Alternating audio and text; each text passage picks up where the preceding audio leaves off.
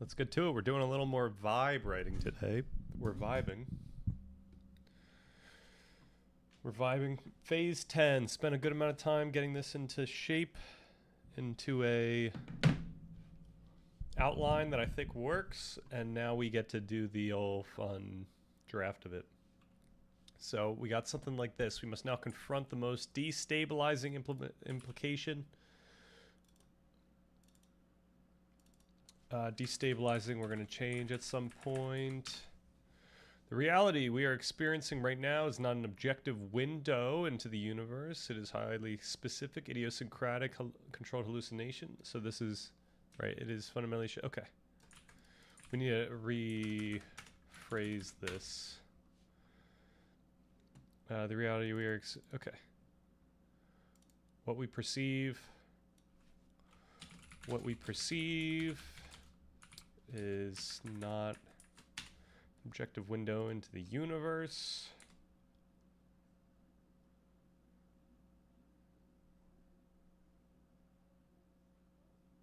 No, we don't want to do that.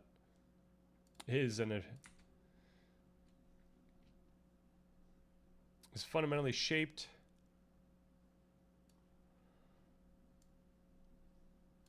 is entirely subjective, fundamentally shaped by our unique genetics, what we each perceive. There we go. It's entirely subjective, fundamentally shaped by our unique genetics.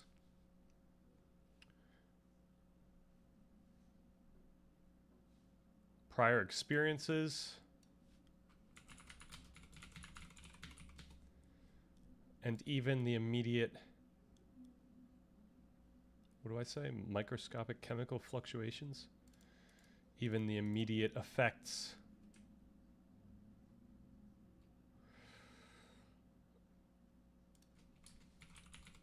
of what we ate for breakfast.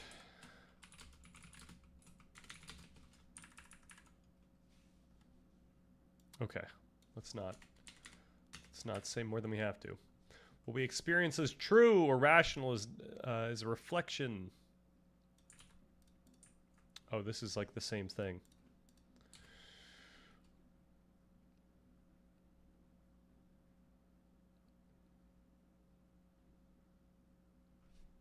Okay, our standards of what is true.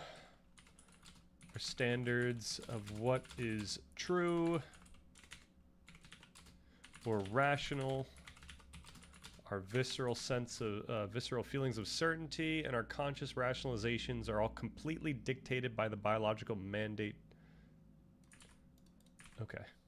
We don't need to do that whole mandate thing here. Completely dictated by our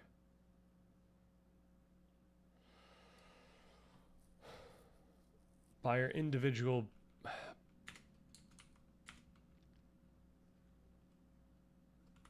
I don't know, own brain for now. Right.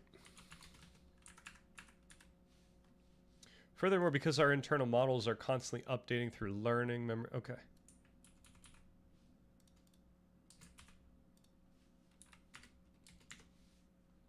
That was the other thing, right? Because these are constantly changing. Updating through learning, memory, and physical degradation are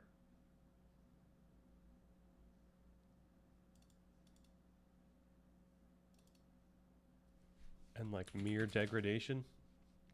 Our perception of the world is constantly shifting, even as the brain forces it to feel perfectly stable. Okay. Even though. That's fine. Okay.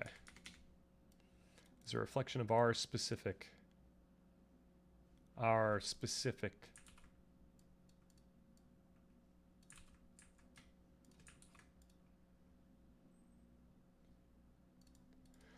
personal.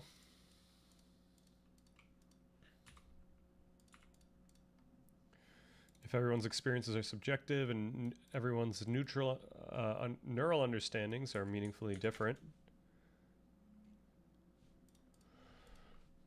This leads us to a terrifying philosophical cliff. If every that's a little on the nose, seeing as we've used cliff this entire time. This leads us to a terrifying philosophical problem. If every human being is locked inside their own dark skull, generating a completely subjective reality, if everyone's a neural architecture, okay, we don't need to say that again. Then how can we agree on anything? How do we agree on anything? If all experience is an internally generated hallucination, how do we ever arrive at shared truth? A shared truth.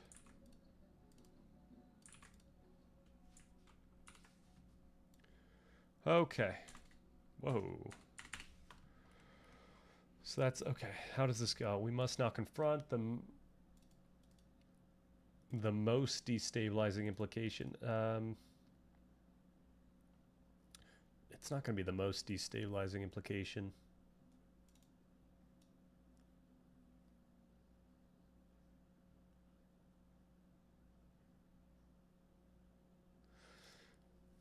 We could say A, destabilizing.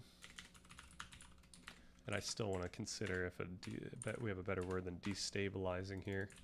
What do we have for thesaurus?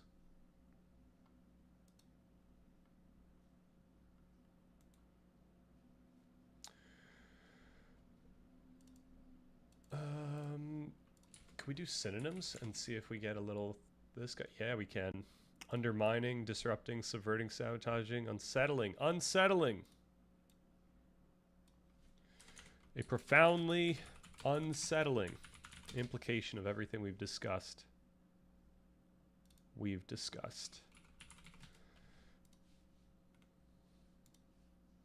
Okay.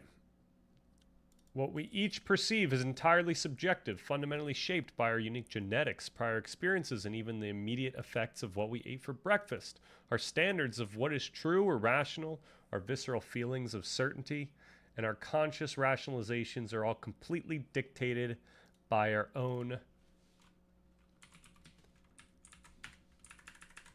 individual neural architectures. Individual, unique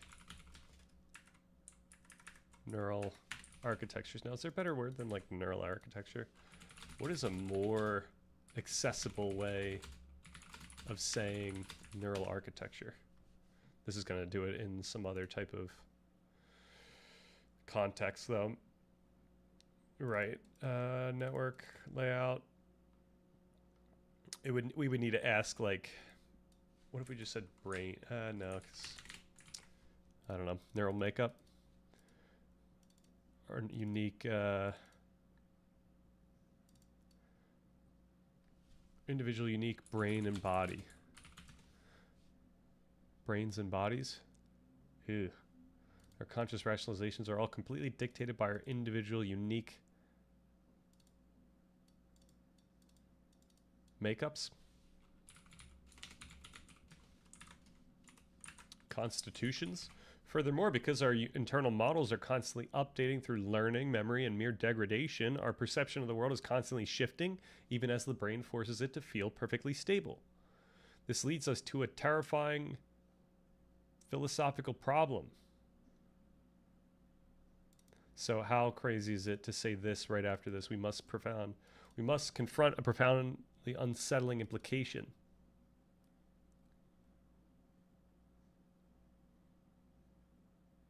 The implication is that we are led to a problem.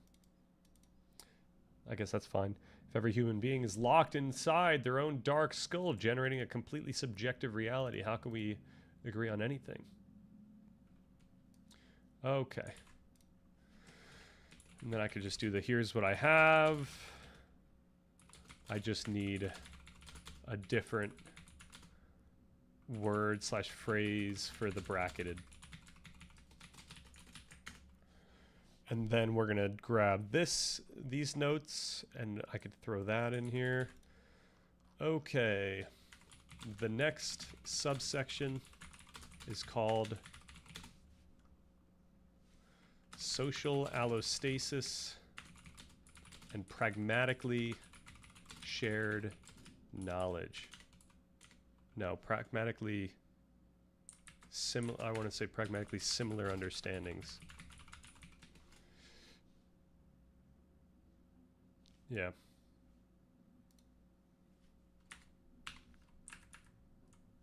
Do I want the pragmatically similar understandings? Do I want a hyphen? It's kind of ugly. Kind of ugly. The hyphen is kind of ugly. Okay. And then I'm going to just paste that all in there. Truth holds us together. That's it. Truth holds us together. That's the conclusion. Okay. To replace makeup, you want a term that carries the scientific and philosophical weight of the rest of the essay. So we can do a predictive architecture, or unique predictive architectures, generative models. We could go biological imperatives. Nope. Neural architectures, neurobiological landscapes. Best was predictive architectures, which is fine. Fits the rest. So let's run this. And then we get to do a little fun vibrating here. We are at 33, and we're trying to cut down from 41. Yo, Energy Daunter, what's good? I have a question related to perception. Absolutely. Let it rip. That's what we're here for. It's all about perception these days. Resolution to the epistemic cliff we just jumped off. By taking the core mechanics of the free energy principle, hidden causes, active inference, and precision weighting, and applying them to other people, you elegantly solve the problem of shared reality without ever needing to rely on a mind-independent objective truth. The concept of pragmatically similar understandings is the perfect philosophical off-ramp. I have integrated Anil Seth's insights on nested social perception, right? We got some Anil Seth quotes. We got to just make sure that those aren't too verbatim. Philosophy is not solved, but philosophers do have a bad habit of arguing about the same stuff over and over, but under different phrasing. True, true. If you don't believe in ontological causality, then what okay, what do we mean by ontological? Actually, I'm not going to say that yet. Then what constrains the predictive processing system? I thought the free energy principle is based on the idea that minimizing prediction error causally constrains perception. Right, I do believe that when we're talking about the physical world and we're talking about physical systems, that there's a sense of causality. Like we can determine that something that happens at t equals 0 or t equals 1 affects what's happening at t equals 2. So certainly when I'm talking about the physical world and in this context of the physical world, I would say that causality is a player. So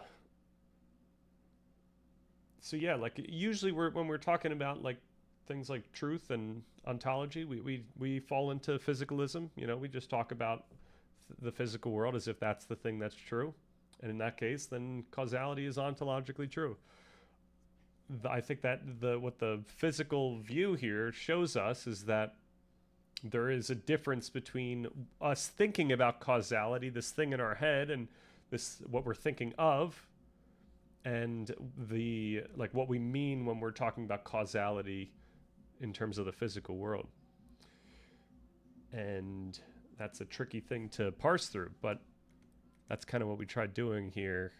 Like that issue is what Kant points out. That's where we get to that. So I guess we really don't actually get to the solution until phase 10 of that issue. That's a very specific issue. I understand, but how do you define causality in the context of the physical world? I would have to look up, I don't know, causality, physical causality, or something like that.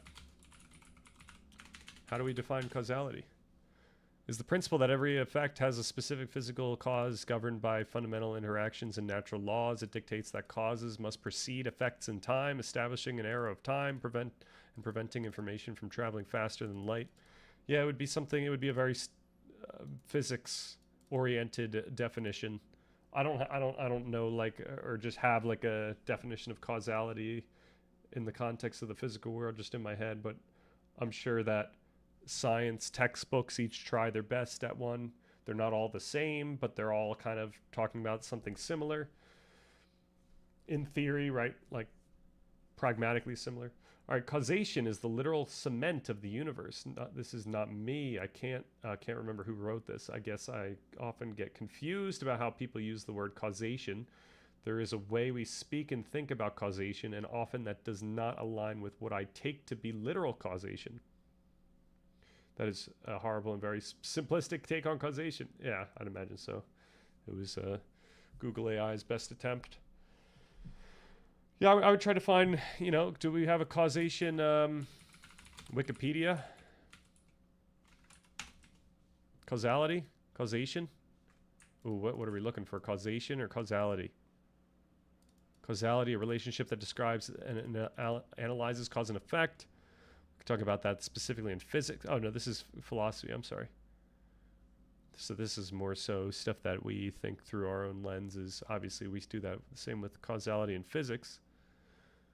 Requires the cause of an event to be in the past light cone of the result and to be ultimately reducible to fundamental interactions. We got law, causation, sociology, linguistics. We're back to the linguistics, different meanings, same word. But this is what I would point to if we're looking at causality in the context of the physical world. I would just read this. Science talks about what causes what. They don't always offer much on what it means to be a cause or what cause it. And science can't talk about causality at higher levels of, actually, I should say physical sciences, like the very brute causality that's associated with the physical world. That can't like have a say about what caused someone to win an election, right? I mean, it's incredibly complex. We could break it down to mere physical causes, but the level of abstraction is so high that we leverage different contexts to discuss what causes what in that sense, or what causation actually is. So yes, I appeal to science in general, but here there are different levels of analyzing something. Do you believe that what causally constrains our subjective experience is the same form of causality that constrains the process of the physical world? Yes, if we're looking at this through the lens of the physical, which is what this discussion has been largely, like the free energy principle is a physical framework. So yes, when we're saying causally constrains our subjective experience, we are referring to the effects that the stimuli has on our predictive models. So it is going to affect some prediction error that's going to affect the subsequent predictions we make, which is going to directly affect what we are conscious of, if that obviously if it's deemed salient enough. Okay, but now we're also shifting to a complex level. We should start simpler and move up. Two billiard balls collide. Then we move up from there because I think many people can't answer that well at all. Yeah, if we go too simple, though, then we're going to start getting into like some like semantic non-problem. Like what's actually causing what, like the same type of discussion we had at the end of yesterday, like whether it's like events causing, I don't know what it was, events or things, or what, like did the ball call it or did the event I don't know what we were talking about, but we got to just be careful not to the weird thing, you know, of course the weird thing in all this is that when we're talking about the physical world, we're not engaging with the physical world directly in terms of what we are thinking we're saying and what we're thinking about when we're hearing these things. And so we have to communicate leveraging abstractions about what we believe to be the physical world. All right, let's continue on this front because this kind of gets us into why this is. I feel like feel like we got to get this down. All right, if every human being is locked inside their own dark skull, all right, we already said that. How do we arrive at the truth? Generating completely subjective. How does this? Okay, the answer lies in how social species biologically regulate one another. Just as an organism must regulate its internal physical state to survive, a social organism must regulate its social environment over hundreds of thousands of years. Okay, so we want to be careful about this because it's the same thing. When you're regulating your social environment, you are effectively just regulating your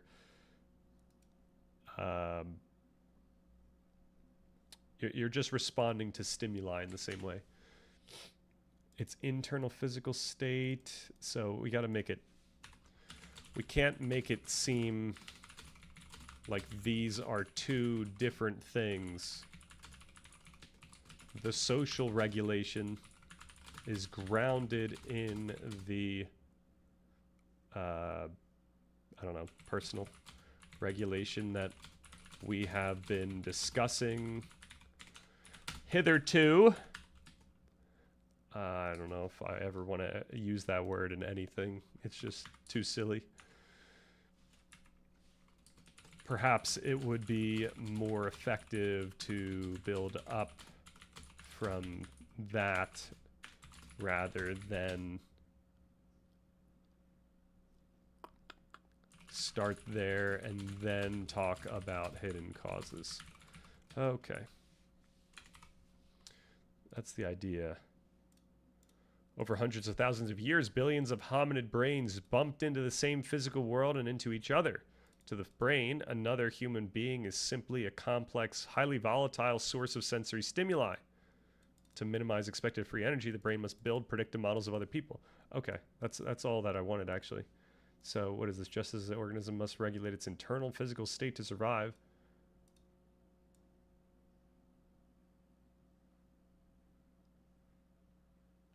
What if we just started there? What if we got rid of this first sentence?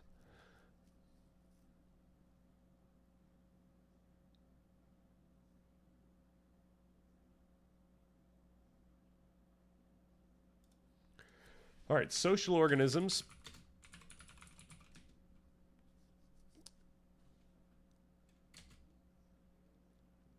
had to manage their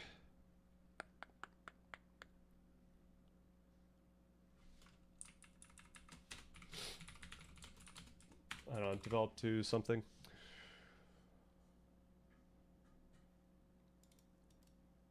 Things can get semantic, I agree, but at some point you can't render real metaphysical inquiry as a matter of semantics. Why not? When are we dealing with metaphysics without semantics? Philosophy has been solved since before the pre-Socratics. Wow. Who did it? What's good, Onion Helmet? Literally just a bunch of guys talking. That was it? That was the purest philosophy?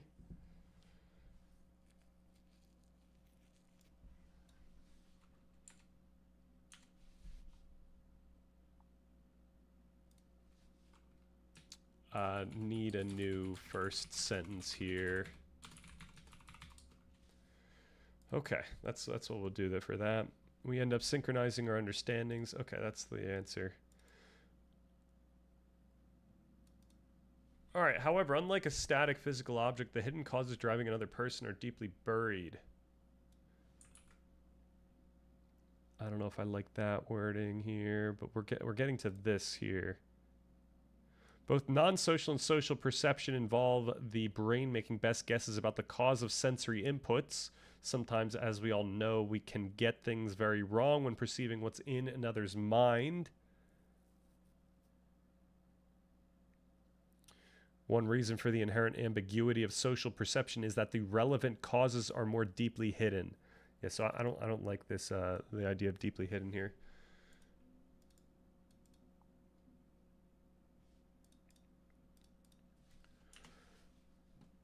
Yo, Darmadam, who did you study for linguistic philosophy?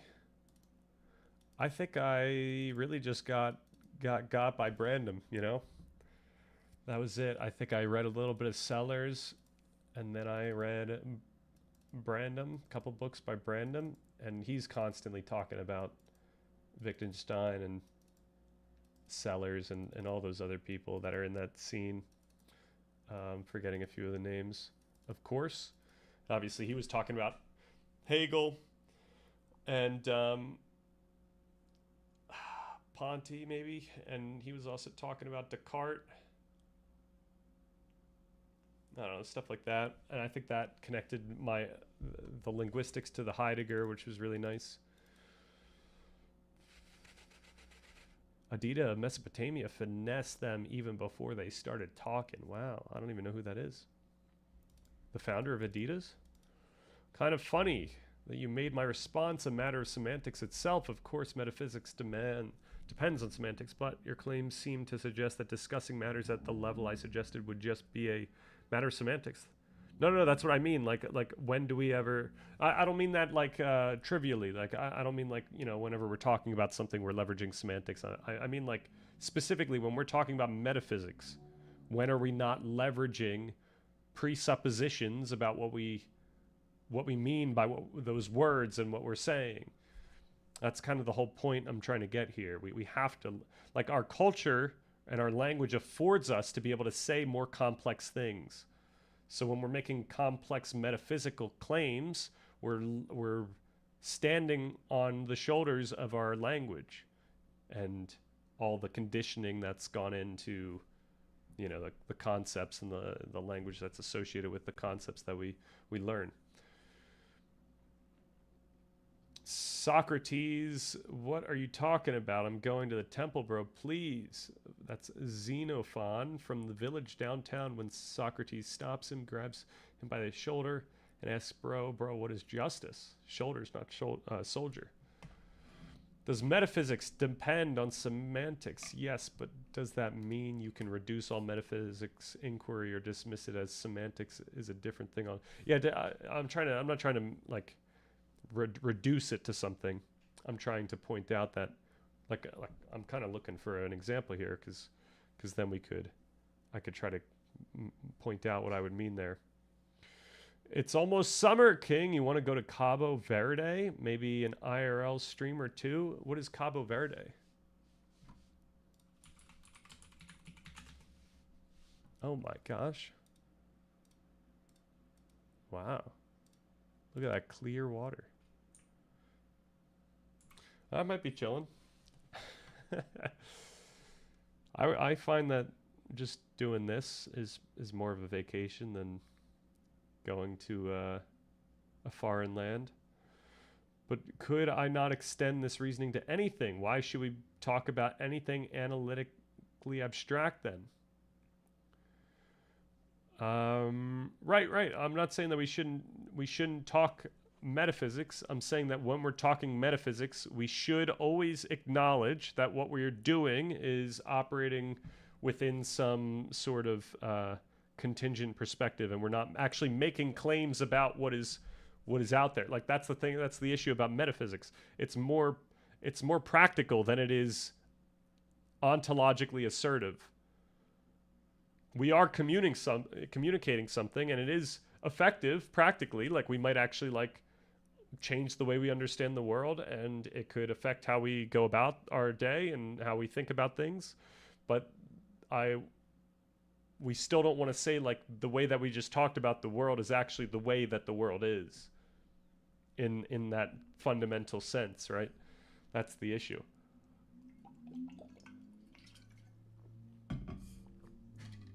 It's like the argument of whether human beings are fundamentally good or bad. Like perhaps you could argue that they're fundamentally good, and you know, you could have an argument for that. But the answer is really that both of those assertions would be inappropriate. Like that's not like you're just applying, you know, your own way of thinking about the world onto whatever that thing is, and you have to, you know, you could talk about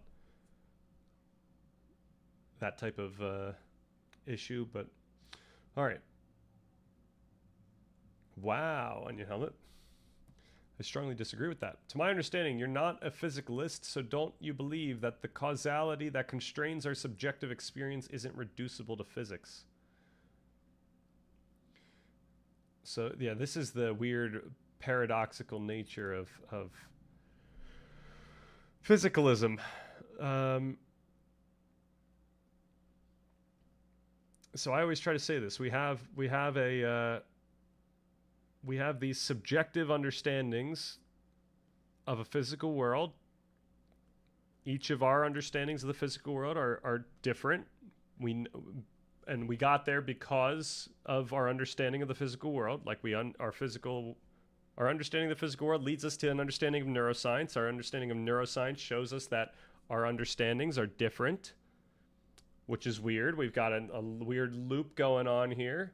We arrive at pragmatically similar understandings. That's what we're doing right here. That's that's what we're going to try to draft up. These pragmatically similar understandings allow us to discuss these topics, but the topic isn't about a thing, because we all have these different, like, obviously when we're talking about this, we're going to say it's about a thing, but it's not like there actually is a thing there. It's just that we've now synchronized our ability to think about something so similarly that we pragmatically have, like, we behave in such a way that there is a thing there. It's like we are all now playing a game where there's a thing there. Now, granted, we're not just like merely playing a game, because our brains and bodies have to commit to a way that the world actually is. So we're all, negotiate. This is the idea of, like, we're negotiating on what these ideas are and what things are. And so then I say I have an understanding, a conceptual understanding about the physical world. That understanding involves this idea of causality that constrains our subjective experience. When I'm making a case when I make a case against physicalism, it's not the idea that our subjective experience isn't affected by something that we could call the physical world. It's more so the idea that physical world is determining what the meaning is, or like determining what is ontologically true in some sense, because that ignores this whole predictive processing discussion that we just had. The whole, active inference, allostasis. Like, it's not the case that the bottom-up signals affect the concepts that we think about. And when I'm thinking about meaning or being, I'm thinking about these, like, concepts that we can think about. That isn't the physical world itself. We have an understanding of a physical world, and this is why I always say, like, if we were to consider what the physical world is, there's no, like, actual, like, patterns or objects just, like, in the physical world. That's something that we put onto the physical world, or that through which we understand the physical world. There's just physical, matter and energy or whatever. And even that is some sort of abstraction on top of the physical world. All right, is it possible to make any metaphysical statement at all with this understanding? Yes, but once again, it's less about making, like, it's not like you make a metaphysical statement and then you're automatically doing something wrong. It's if you make it and you're ambiguous as to whether or not you're actually implying that it has some ontological status. So one of the easiest ways to get out of that is just to acknowledge that, hey, like, what we're doing is not trying to assert something about the absolute way the world is. That's the easiest way. You just acknowledge it. That's why I always try to say, like, modern philosophy has to involve you acknowledging that what we're doing is we're leveraging our language to make sense of complex ideas. So we can make these metaphysical claims about the world, but they're not necessarily right. They might be more useful, or they might be more profound, they might be more compelling, they might be more whatever. But they're not necessarily right in like an absolute way. They're not necessarily wrong in some absolute way. It comes down to, like, what's a better effect? What's a more effective explanation for whatever end we're talking about, whatever we're trying to get at? Is it possible to make any metaphysical... Okay, literally not. That should be a reductio ad absurdum. Is this right or wrong? Is this right or wrong is a matter that pertains to normative ethics. Comparing that to the metaphysical is a misguided representation. You make a lot of metaphysical claims as well. It's not all subjective and just semantic. Okay.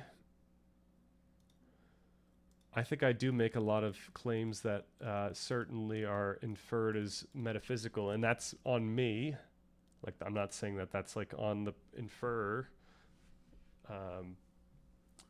And the thing that I try to do to rectify that is that if someone says something like, if this is the way the world is, as you say, then blah, blah, blah, blah. And I say, hey, when I'm saying this thing, I'm making more of a normative point, as you mentioned.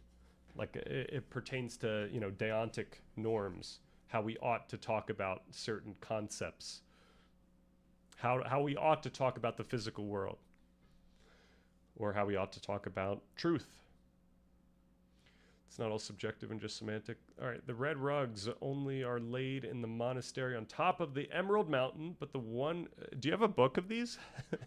But the one who brings them down to wash in the river sees the golden anteater. I get your perspective, though. Okay.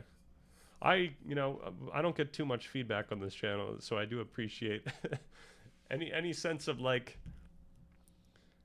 I just don't know which... Because I've thrown so many things at chat. I don't know what is compelling or not. Like, I don't know what's sticking. So any type of feedback like that is helpful. I mean, I could always just keep trying.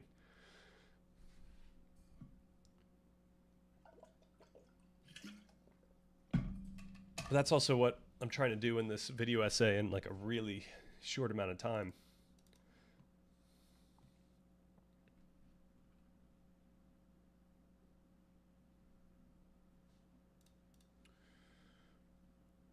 Okay. However, unlike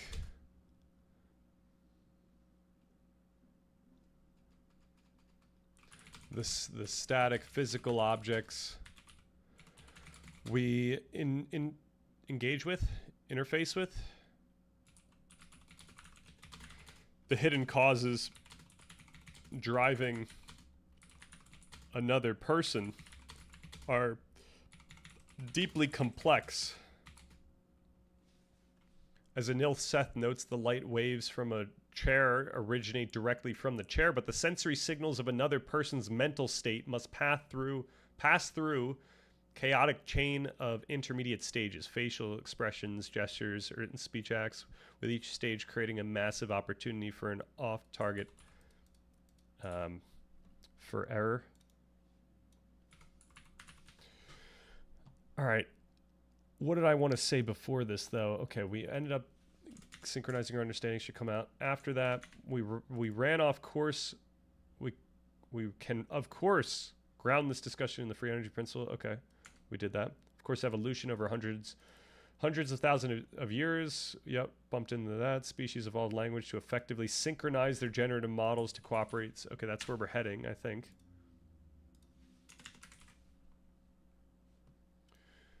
Discuss, connect interaction with others to stimuli. That's what we're trying to do here. Oh, I lost it.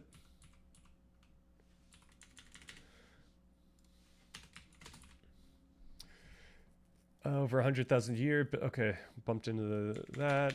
Discuss how social species develop the ability to predict the hidden causes of others.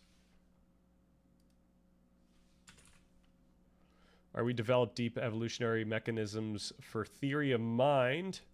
So that's what's coming next. Okay, so this is the quote. One reason for the inherent ambiguity of social perception is that the relevant causes are more deeply hidden.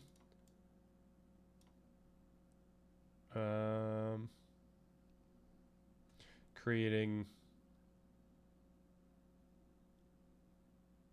ambiguity and error.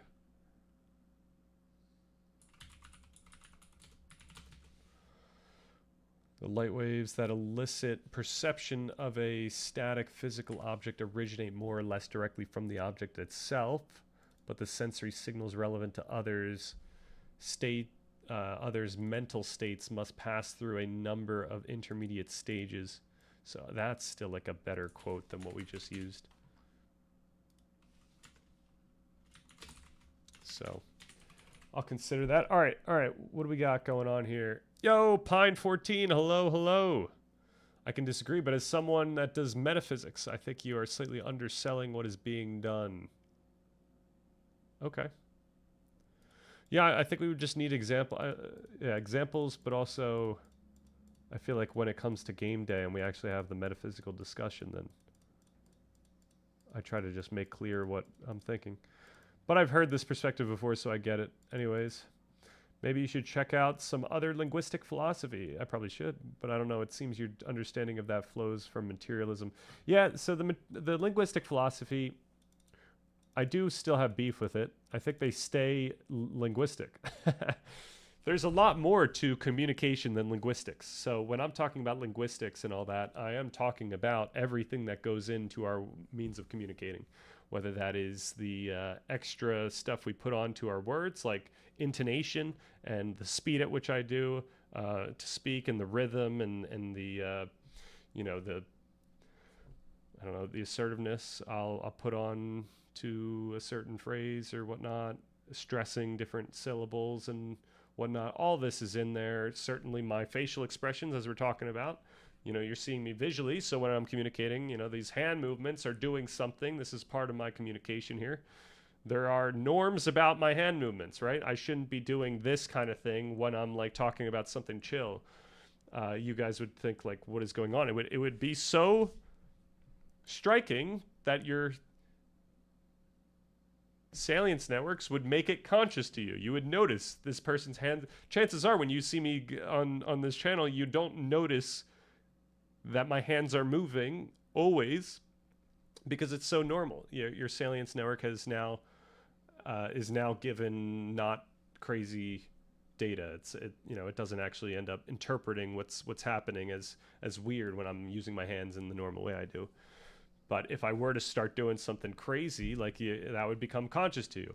All right, so yeah, all these things are part of our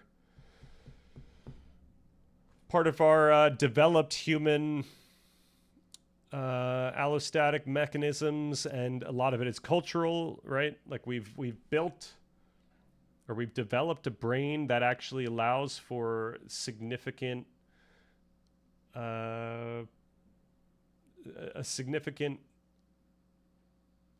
expression of linguistic norms, like learned as opposed to just like inherent. So that's cool.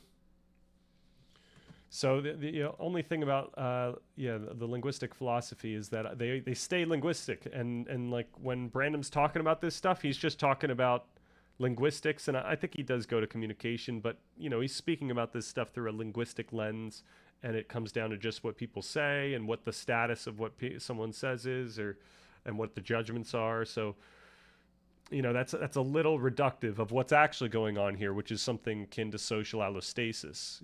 When I say something, that's actually affecting the processes in your body and brain, or brain and body, which is going to affect what you become conscious of.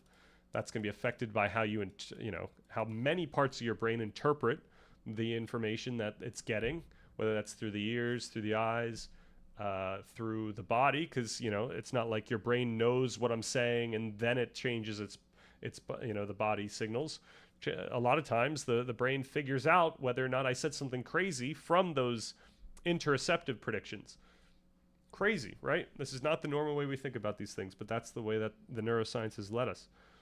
All right, so to clarify, you believe the physical world does constrain our subjective experience causally, but subjective experience can't be reduced to the physical world since our conceptualization of the physical world is subjectively mediated.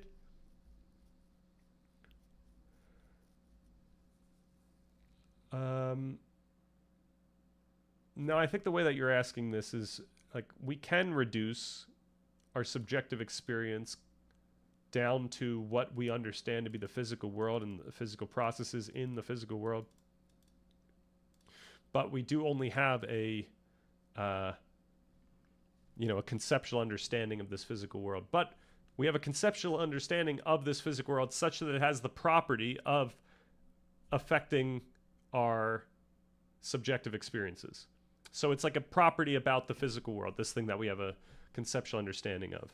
Like if you want to think about, objects and properties or concepts and properties, it's like it's a property of the physical world in some sense. That's how it's connected to subjective experience. And when I'm talking about subjective experience, I'm also talking about a concept of subjective experience that has the property of having been constrained by and constituted by these physical processes. That's like a property of our subjective experience, you could say, right? I'm not trying to make a metaphysical claim that is what the concept is, and that's the properties of the concept. I'm making a claim about how we can talk about that concept. Just from my perspective, you go into linguistic philosophy and start making less sense. Yeah, maybe linguistic philosophy is less of what I'm trying to get at. Maybe it's something more akin to neo-pragmatism. It's just that the linguistic philosophers are in that neo-pragmatism space. So yeah, I know it's crazy stuff. That's why I'm trying to get this phase 10 right.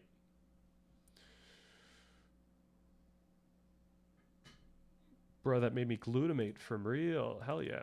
I don't know what it was, but I'm glad you're glutamating. That sounds like you agree with my question. You would just say that we can also conceptualize subjective experience in a physical way. Right, I want to be precise about when we're talking about these topics so that we are on the same page in some sense. So if we mean, does the physical world directly affect our conscious experience, then I would say yes.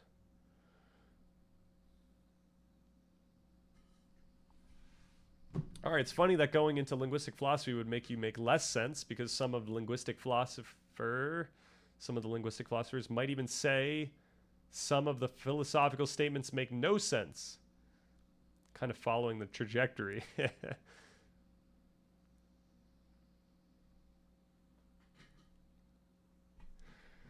Yeah, it's a tricky one.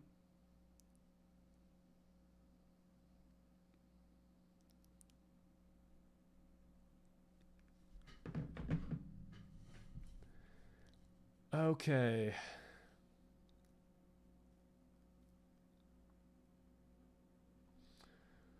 I don't get it. For you, isn't it all physical anyway? When you speak of the physical world, doesn't that include consciousness to you? This is the tricky part. Like, it depends by what you mean by consciousness. Like, this is why it all comes down to the words I'm using here.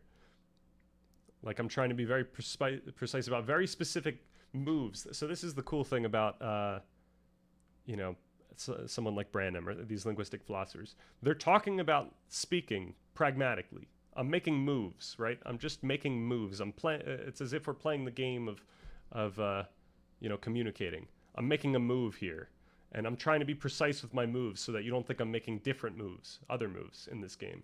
So the move I'm trying to make, first of all, is that I believe in something called a physical world that fundamentally affects what we end up being conscious of, right? So that's one way to think about consciousness. Now, the second thing is like what we end up believing is consciousness or feeling is consciousness is not like a direct representation of the physical causes that we understand create consciousness, right? You know, it's some crazy, it's the effects of some crazy complex mappings of information or whatever, you know, depending how you want to talk about consciousness, information either being distributed or you know, mappings of mappings, as Damasio put it. It's a way of hidden causes. We could talk about it. You know, this is the idea that our brain and body are trying to make sense of what is affecting the stimuli that it actually interfaces with. All of these things are putting human type concepts on top of what's actually going on, which is just brute physics. But we end up in this space where we feel like we are a separate thing, of course. And yeah, the experience I'm having, like, it would be ambiguous or reductive to say that the experience I'm having is just physics at the end of the day, and you know what that means. So, like, you know, if we're gonna draw the connection between consciousness and physics, I want to make clear, like, we can. It has to be through one of, like, the physical processes affect the conscious experience. The conscious experience doesn't feel like physical processes. That's kind of what we got at in this discussion here.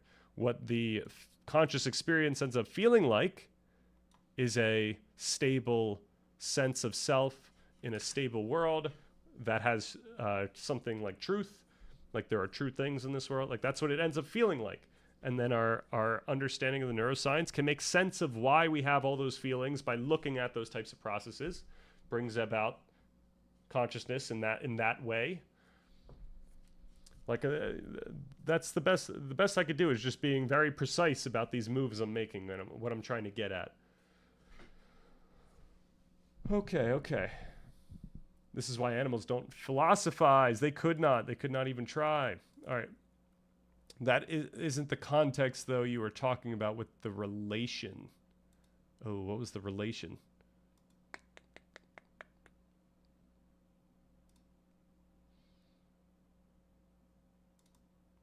So, yeah, the tricky part is, you know, I just did all those things. I always then say, so if we're going to talk about meaning, this concept of meaning, I find that this is a fundamental concept in our subjective conscious experience. And then we try to leverage that concept to make sense of the physical world, right? Like, we don't have, like, in our conscious experience, we don't have access to the physical world. Our brain doesn't have, like, access to the physical world. It just has access to whatever it's interfacing with. So that's why it has to create, or it has to model hidden causes. It has to predict these external things that are causing the actual interface to happen, the interactions to happen. And so that's how we can make sense of how, like, I need to now make sense of the physical world. My brain does, from inside a dark, you know, it's inside this skull.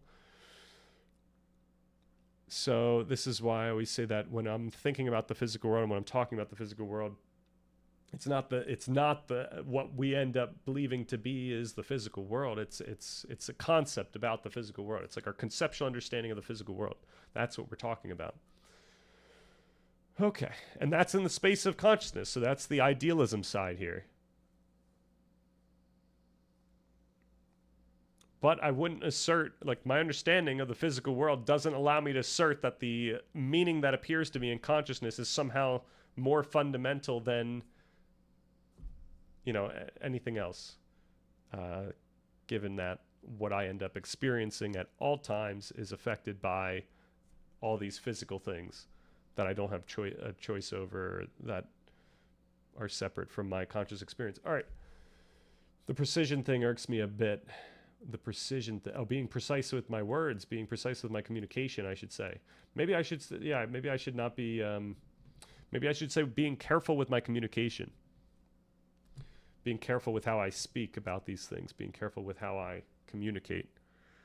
Like to imply others are not precise or oneself is uniquely precise.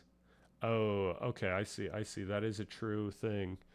That is an issue about linguistic philosophy in general. Precision is this is a Jordan Peterson, be precise with your speech type thing. Well, okay, so this is the issue, right? When I say try to be precise, This is why we have the issue. When I say be precise, in my mind, because I'm already in this like pragmatism land, I don't think that precision means being right about something, because that implies that there is the thing to be right about. There is the ontological truth, and being precise is just being closer to it. When I say being precise, I mean more so leveraging my words such that I reduce ambiguity. That's all what I mean. I could be wrong with being like, I could be very precise about something and it's wrong, right? Like I could say that you know, the moon is actually not going around the Earth because it's actually being pushed by a bunch of little aliens, and these aliens are green, and those aliens have a lot of fun when they're pushing. They're actually enjoying it. So now you know, like, exactly what I'm saying. There's not much ambiguity here. You know what my meaning is here, but I'm like super wrong. So I was precise here. It's what I just said is more precise than me just saying the moon is not going around the Earth. I then added precision. That's what I mean by precision. It's just reducing the things that you could imply by what I'm saying. So that could be an issue, though. That could be an issue for me, that when I say precision, other people are going to infer it under this idea of there being an ontological absolute truth with which you could be precise with. That's not what I mean by it, though, or that's not what I've thought I meant by it. This, for the past 2 years, probably now. Did that make sense? That. Oh, okay.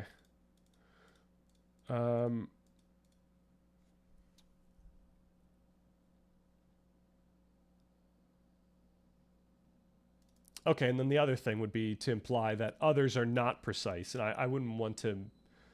I think the implication that others are not precise is coming from this idea of being precise to some standard, and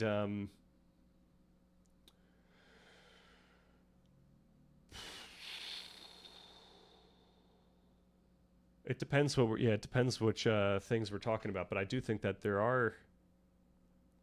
I think there is an imprecision inherent in a lot of philosophy stances. And that's kind of an issue, especially if you don't acknowledge the imprecision or the ambiguity. So that's another thing. Like I need to acknowledge that what I'm saying is going to be ambiguous and be inferred differently by different people.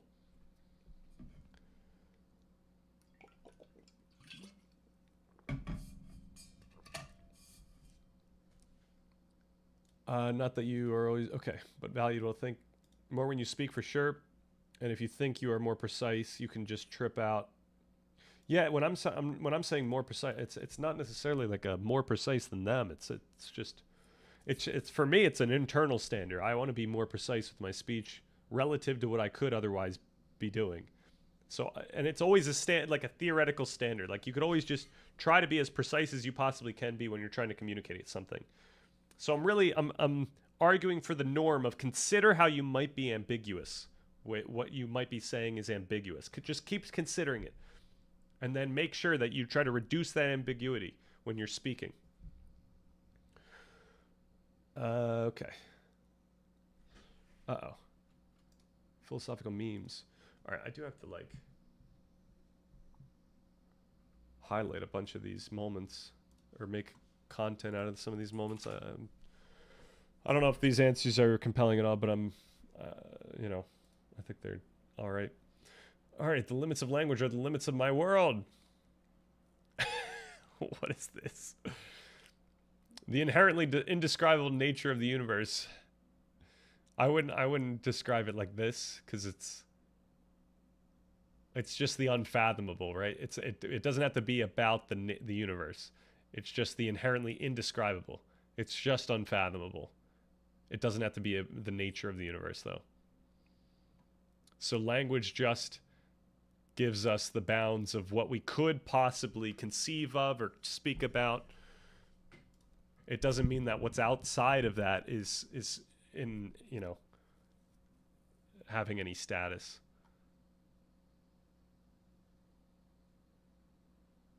All right, am I supposed to read this? Should I read this? Is this effective?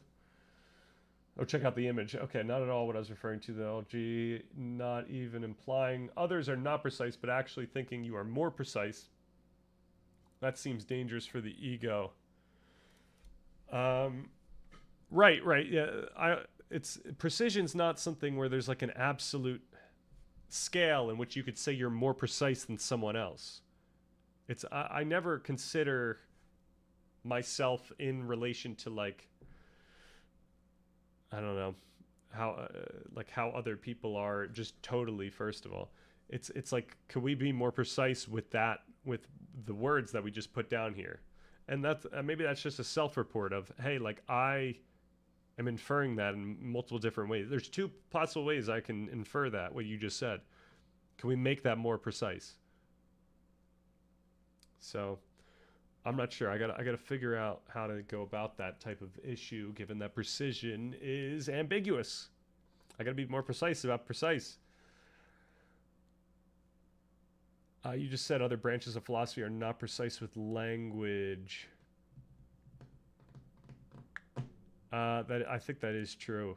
I think there are other branches. There are branches of philosophy that are not precise with language. But you know what? I should hold back on that one, because certainly philosophers end up reducing precision with their like full works. Like they end up, it's like a Heidegger type of thing. He ends up being really precise, even though it seems like his language is very ambiguous. But because he wrote so much and made sure that every single thing has a meaning in his framework, he reduces the otherwise crazy ambiguity. So yeah, maybe I should rephrase that then. Maybe it's like certain branches of philosophy are,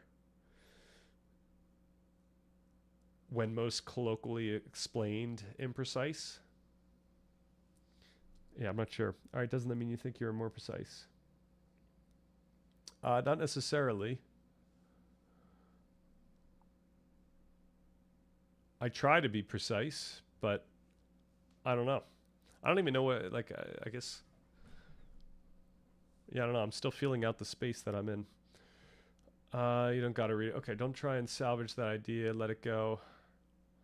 Just say certain branches of philosophy are nonsense and be done with it. Yeah, maybe I should be chill on the precision thing. Maybe I should just say precise with my speech and always bring precision to me. But I don't know if that's going to work. All right. Shall we inch forward? Theory of mind is simply the brain's attempt to guess the hidden causes of another person's behavior. I don't know if that's actually true here. I wanted to make theory of mind. Oh, this is okay. And their own intentions. Intentions and behaviors. Behaviors and intentions. Let's do that. And this is a bigger topic. We should actually introduce this topic. We should actually introduce this topic, as it's not something I'm just making up here.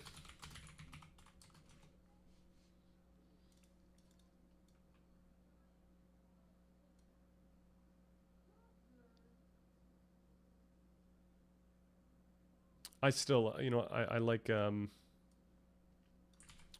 this, the way that I had it in the notes here. So I'm going to keep that.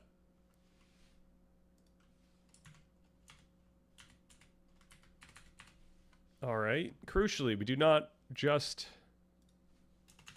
passively observe these hidden causes. Okay.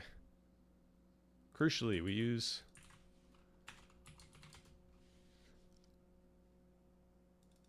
we engage inference applies to our social these social predictions. Just as we move our physical bodies to force the physical world to match our predictions, we act socially to force other people to match our predictions. We smile not only to express our own pleasure, but to actively change the way our companion is feeling. When we speak, we are actively trying to insert thoughts into another's mind to bring their internal state in line with our predictive models.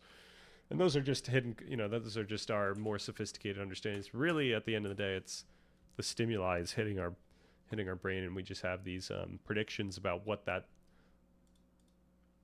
stimuli is, I guess, in some sense. But I shouldn't say that, because the predictions about the more complex abstractions are actually more fundamental than the stimuli. So,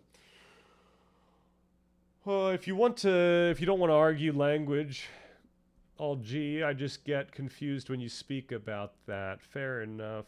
Yeah, maybe I should make that more clear in the document. We should spend more time, because the current way that the part 1 is set is not effective at making that jump. This is going to be my best attempt yet at getting us into thinking about language the way I want to talk about language. All right, so as Seth says,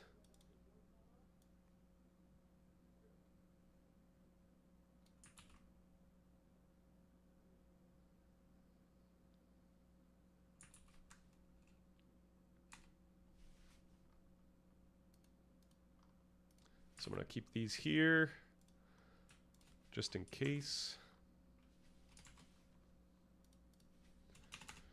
Okay, what's going on here, though? Crucially, we do not just passively observe these hidden causes. Okay, we did all that. The nest itself.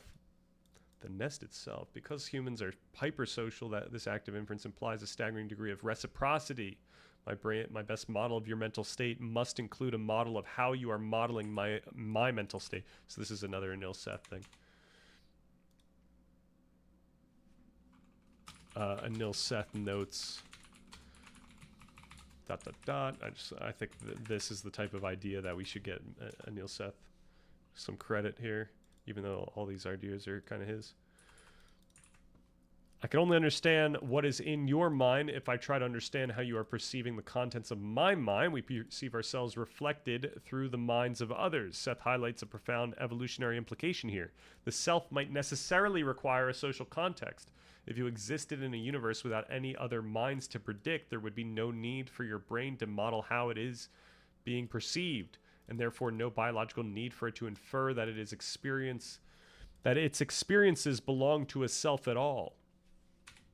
Right, there's just experience at that point. There doesn't have to be a self that experiences, or the experience of a self.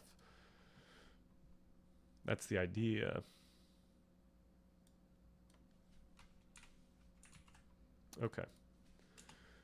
So through this constraint, through this constant interpersonal collision of generative models, humans evolved alongside the very cultures we created, a phenomenon known in evolutionary biology as the Baldwin effect. I love bringing this one up. Language emerged not merely as a tool for... Okay, we got to cut that AI language. Language emerges...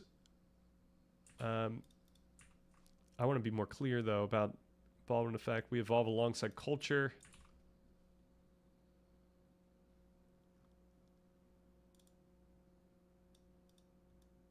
Ooh.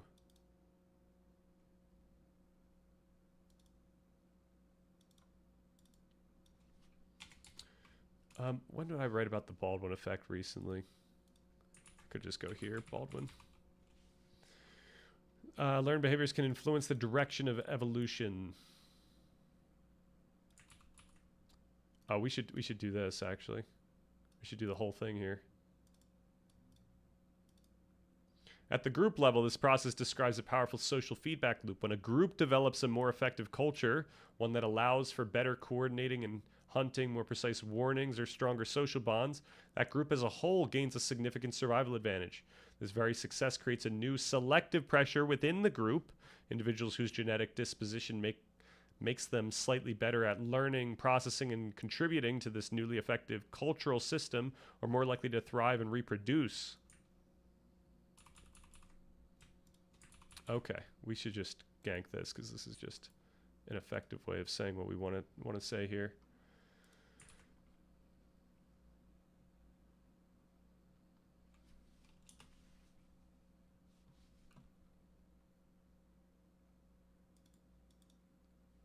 And then we get to this. It allows isolated brains to survive explicitly synchronized okay. Oh no, this is language. All right. Oh, but that's what we did. Baldwin effect, language. Okay, that's the discussion here. Language emerged not merely as a tool for communication, so emerged as the ultimate, as an effective biological mechanism for social allostasis. Through this lens, we can see how language emerged as an effective biological mechanism, as a crucial, as a, like, more than effective, as a integral biological mechanism for social allostasis. It allows isolated brains to explicitly synchronize their generative models so they can cooperate and survive. But what does it actually mean to synchronize our models? Here we go. Does anyone know where we're heading? My favorite phrase. Because every human brain possesses a unique, constantly shifting neural architecture, two people can never hold the exact same understanding of a concept. We cannot map a single objective truth to identical neural firing patterns across different brains. Instead, through constant interaction and linguistic signaling, we arrive at pragmatically similar understandings. What defines pragmatic similarity? What do we mean by pragmatically similar?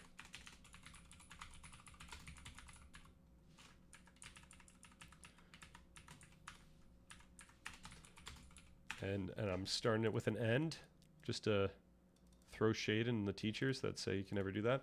Most fundamentally, it is a synchronization of predictive models that allows two organisms to interact without generating massive, uncomfortable prediction errors for one another. Consider a student answering a question on a test. To get the question right, the student does not need to possess the identical neural architecture as the teacher that wrote the exam. We should just say the identical understanding as the teacher.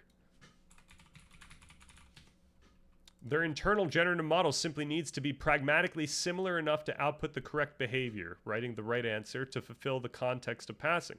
Context entirely determines what similar enough means.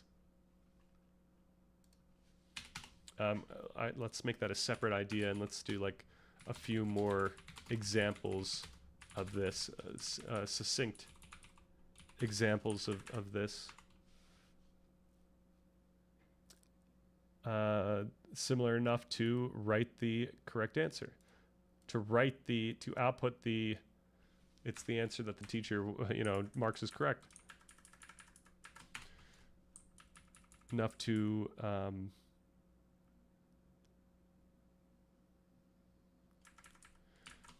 the answer the teacher expects.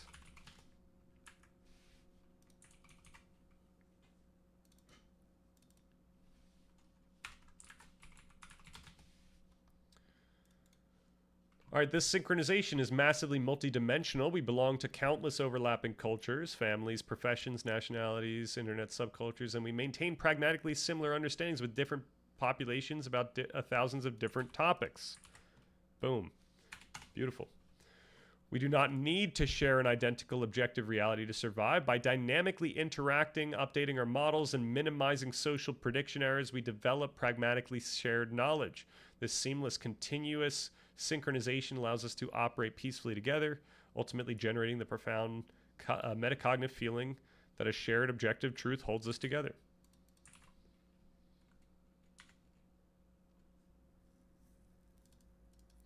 These togethers is kind of crazy. Seamlessly.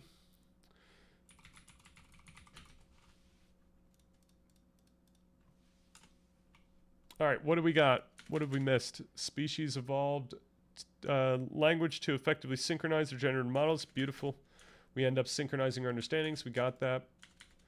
We can start thinking about multi-agent active inference acting to manifest predictions about hidden causes of others. We did that. One intriguing implication of this construal of the social self is that self might necessarily... Okay, so I want to keep this just to compare it with what was written, just in case.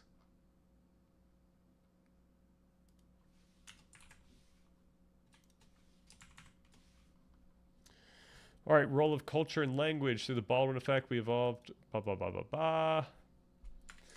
Then we can talk through all the ways in which humans specifically carry out social allostasis and active inference. Ooh, I want to do more here, right? Didn't we have more notes on this? What happened to our Lisa Feldman Barrett notes? Yikes. Did I have a separate place for that? Social allostasis? Self-social allostasis, I do. Uh-oh. There's not much here, so maybe we don't have much to do. All right, Chris Frith and Uta Frith, pioneers in the cognitive neuroscience of social behavior. The Friths have reformatted theory of mind into a predictive processing framework. Core idea is you cannot directly observe another person's thoughts or intentions. You can only observe their physical movements and speech. Therefore, other minds are hidden causes. We use our own generative models to actively infer the invisible mental states that are causing the other person's visible behaviors. We could just say empirical behaviors, whatever affects you, ends up affecting your processing. So researchers are expanding their work to explain social reality, shared priors, blah, blah, blah, shared priors, pragmatically shared priors, pragmatically similar shared priors. There's a freaky avant-garde guitarist with the last name Frith. Oh, nice. Hell yeah.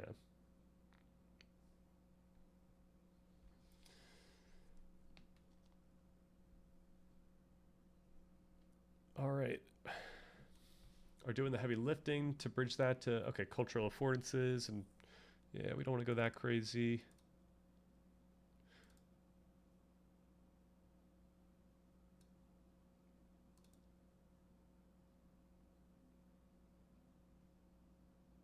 Oh, this is kind of the idea here.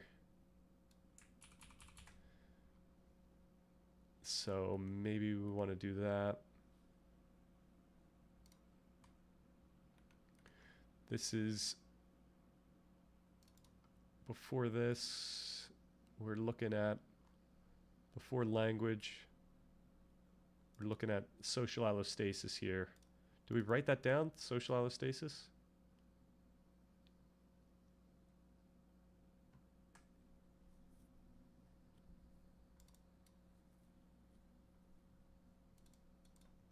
So this is just us interpreting them. Active inference, social allostasis. Oh, no, I wanted to do something like...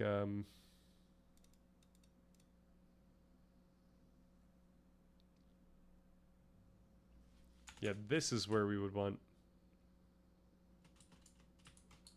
social allostasis.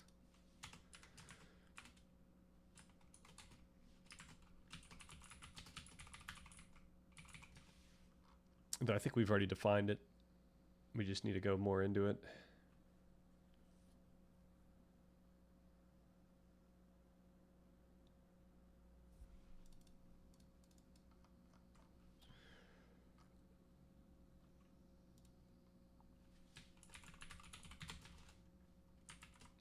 Any plans after perception? That's a good question. I think the plan might be to, in June, no, in May, after this, the plan is to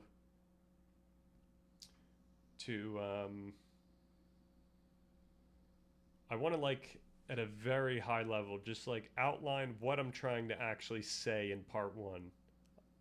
I know it kind of goes all crazy all over the place, like in its current state, but I want to, like, just map the high level, like a sentence for, or maybe a couple sentences for each of those, like, major sections. Like, what are we actually trying to say here? Like, what is that narrative that we want to really say? The way that I do it currently is a little too philosophical. It could be much more straight to the point and practical and accessible. And I think the way that I've gone about this perception video is that level of accessibility that I would like. It's like, okay, we're just trying to figure out how we perceive, how we experience the world. And then a lot of part one that's not here, that we're kind of condensing down. Well, actually, we just kind of overlook it, really, is this stuff, right? This is all this is a huge part of part one, is what we perceive as entirely the fundamentally shaped by our unique genetics, prior experiences, and all that stuff. Like, we've overlooked that completely so far. And in this, we have that already in part one. So I just have to figure out what's the best way to go about saying that stuff. Also, I want to get back to the freedom part, and maybe seeing if there's a, now going through, after going through this more like grounded framing of how we experience the world, like how we can then start thinking about our framework of freedom through that lens. Basically the same thing, but I think I would also come up with some other ideas about the framework of freedom, or at least some other ideas come up, like more readable. Yeah, more readable. You know, if we can make it less long, that would be great. I certainly think that a lot of the topics there can just be thrown to like appendixes or appendices, and they don't actually need to be in the main thing. Did Meditation Month give any freedom ideas? Not really. I think mindfulness was already covered in our framework of freedom. I think that's kind of it. Now, we end up talking about what that really looks like in part two. Though, maybe I did have some ideas about part one coming from the mindfulness stuff. I don't know. I got to find where I wrote notes down. Buddhists go on about freedom, but I think it's different from the kind you... right. The kind that I'm talking about isn't freedom from something. It's freedom to do something. It's always it's the type of freedom that I think a Buddhist would not like. Right. We're not looking for the freedom of not suffering. I mean, I guess we will be in part 3. And we are going to talk about meditation specifically for that purpose.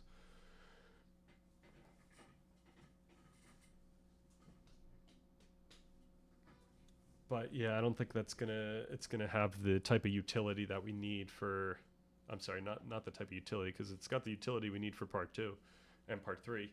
It's just it's not as fundamental of a topic, except for mindfulness, right? That's a huge part of freedom. The framework of freedom that we have so far is being like reflecting on what you know. Now, it's not like the type of mindfulness of reflecting on your breath. It's more of a, you know, like listening for the signals of, actually I guess your breath is, it's less of the type of concentration focus. It's more of the open awareness type of focus, maybe noticing what, it's more of a Dzogchen type of thing, I think. No, it's not. Okay, I'm just going a little off course here. Metacognition. What does metacognition mean in this context here? I always forget metacognition.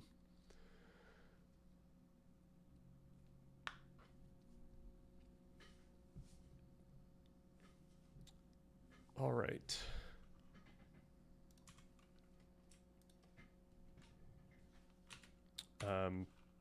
Can we say this a little more clearly?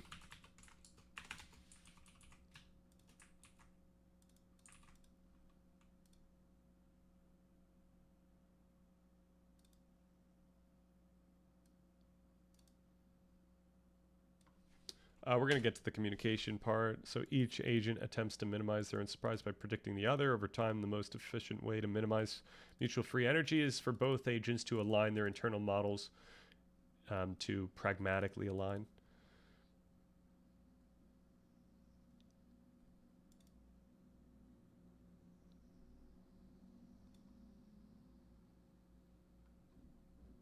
Oh, okay, so this is tricky. Should we do social allostasis to get into this synchronize? Yeah, we should talk about language more broadly here.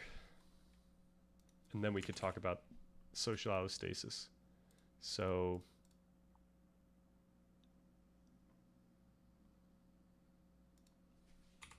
we want to think about language and communication as broadly as possible here.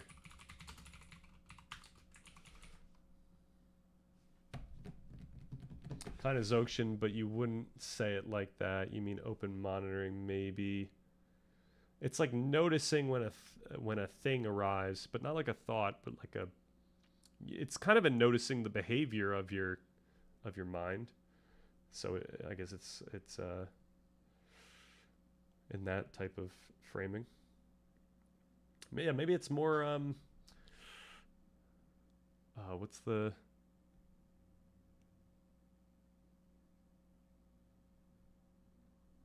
Yeah, what's insight meditation? Is that vinyasa?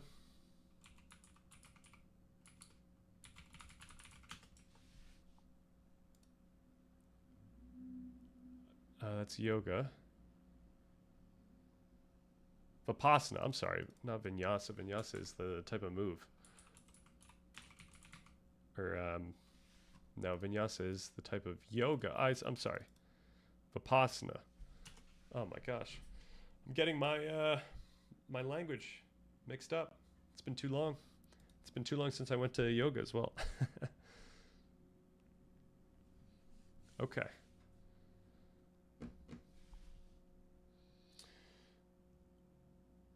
Vipassana could call that. Yeah, it's just not deep Vipassana. It's more like a baseline Vipassana. Just getting really good at baseline Vipassana. All right. Then we talk through all the ways in which humans specifically carry out social allostasis. So we could talk about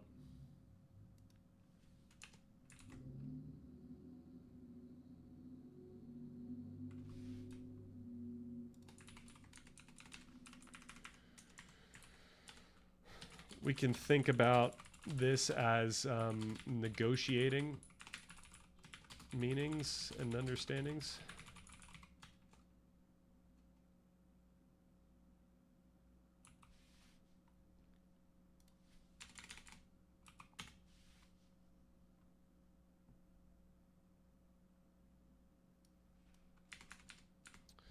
What would all the different ways be? I don't know what I meant by this. I felt like I had more stuff to go with.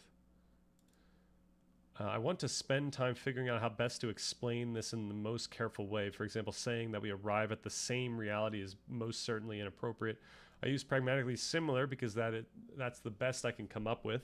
And I need to make sure to explicate that we can think of pragmatically as the manifestation of behavior or responses, etc., akin to how when you take a test in school, your understanding isn't the same as the teacher's, but it's pragmatically sufficient for the test. In our everyday, pragmatically similar is rather ambiguous and can mean a whole range of outcomes, such as merely understanding the language someone is speaking with, or not getting mad when someone says something, etc. Right? Mutual predictability. They are not trying to download each other. Okay. Right. Varela, dynamical systems theory. Think of two pendulums. Okay. Right.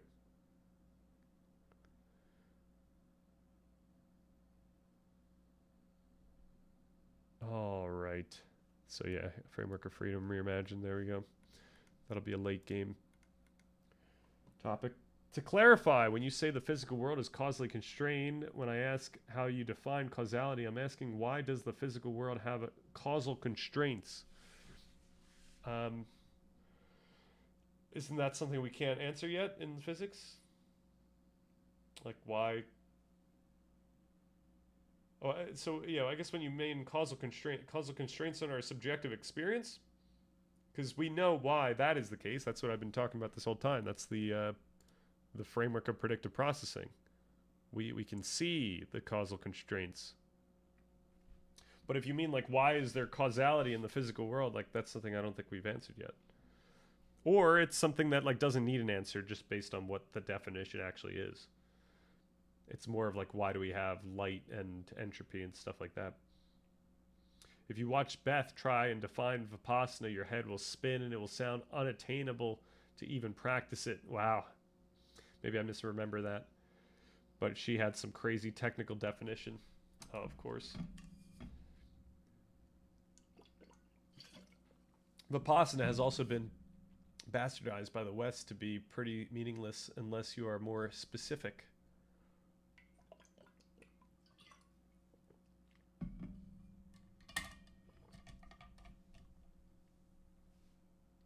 It's a very broad category, many traditions. Right, right. Yeah, that makes sense.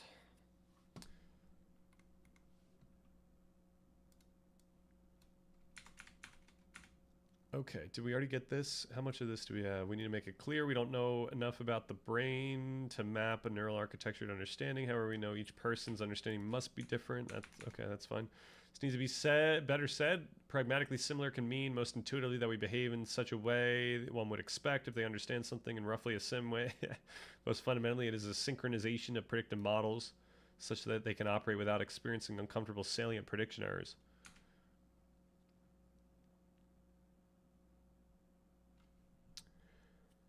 Okay. Uncomfortable prediction errors for one another. All right.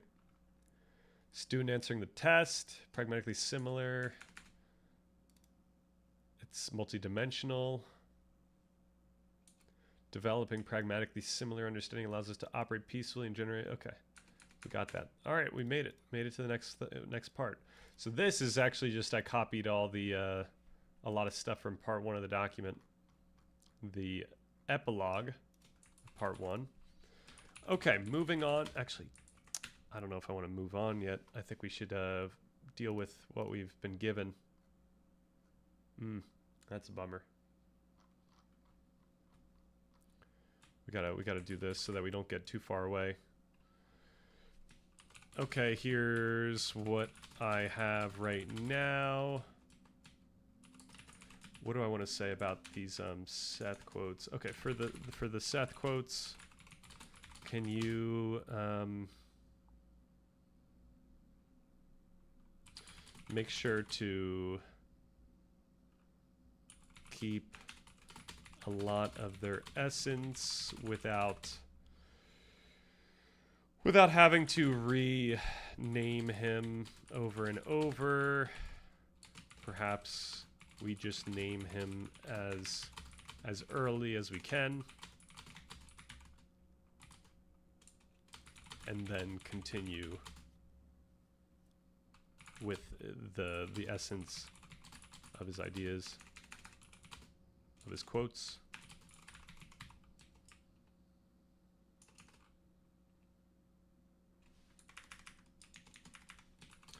I have added more. Some notes / directives. All right. Oh my gosh, best viewers. 2? Why are they getting more coordinated? What's happening there?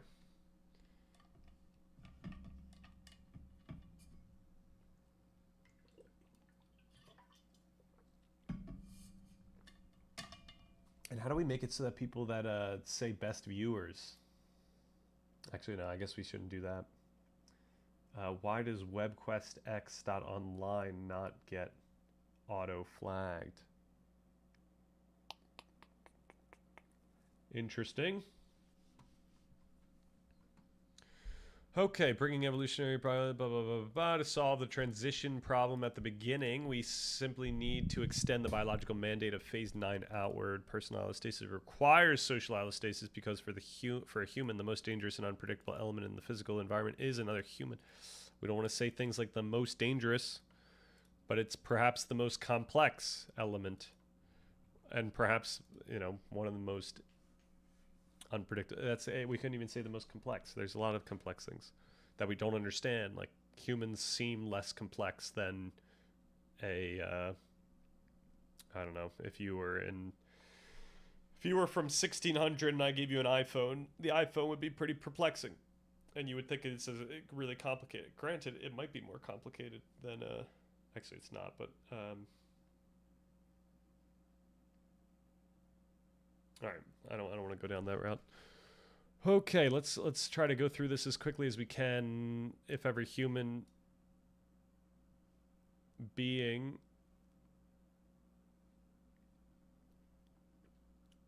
where do we do this? If every human being... Oh, this is where we ended up. The answer lies in the fact that our personality stigmatic does not stop at the boundaries of our own skin. Of course, we haven't been saying it was, so I wouldn't say that. Just as an organism must regulate its internal physical state to survive,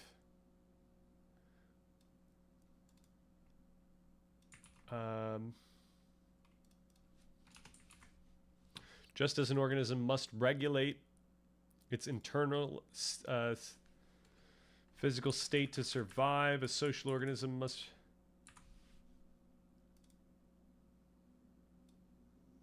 regulate its social environment. This is not the right sentence here.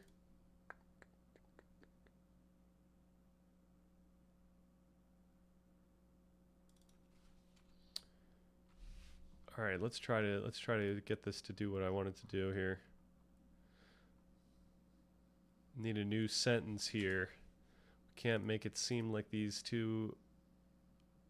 are two different things. Okay, that's ambiguous.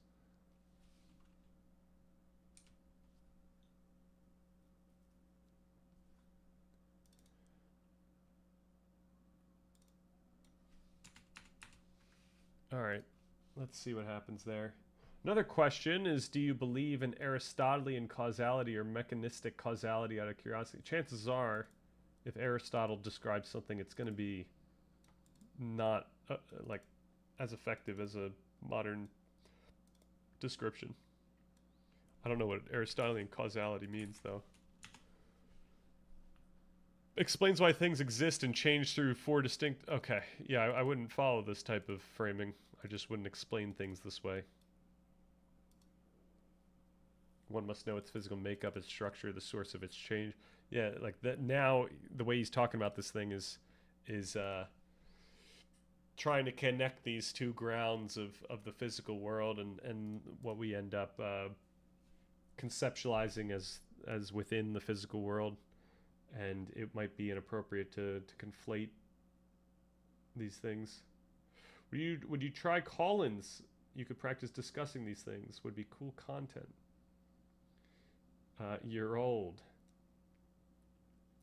Yeah, I gotta figure out how that works. Like, how do you do call-ins without the concern that someone just like says some bad word and then runs? Like, the one issue is that I don't know if I'm big enough in order to have an effective moderation system around that, or I'm not big enough such that people would not want to lose that ability, like that, you know, I ban them if they say that, something like that. So I don't know how bigger streamers do that. I don't know how they do call-ins effectively without just relying on trust. I'm trying to figure out the best way to go about that type of thing. I think you just accept people you know, not a free-for-all. Okay. Like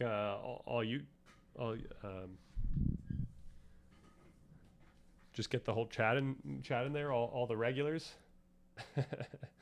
Get in a Discord.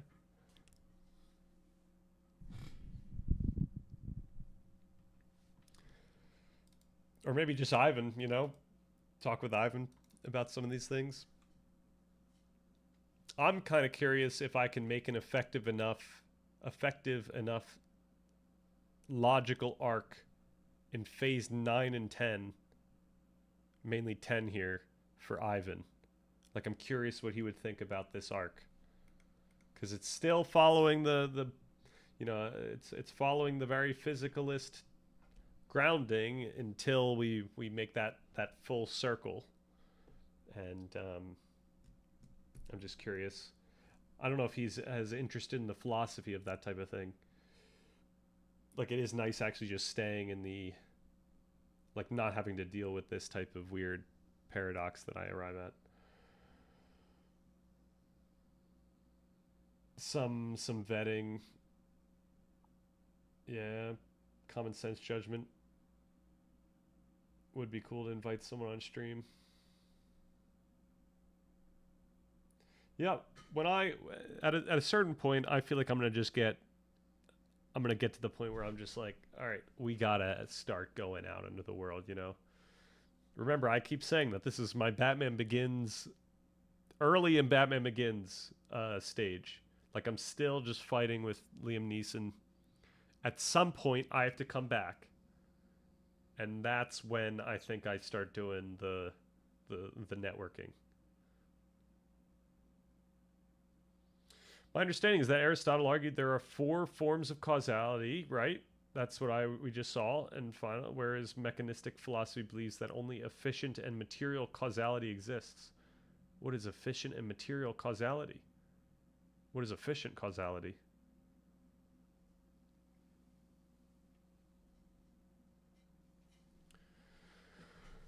All right, what did it do for this? Every cognitive and affective process we have discussed so far has been driven by a single imperative. An organism must regulate its internal physical state to survive. But for a human being, survival is not a solo endeavor.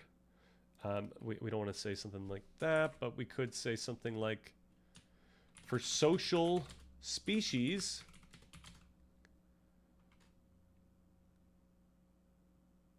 this involves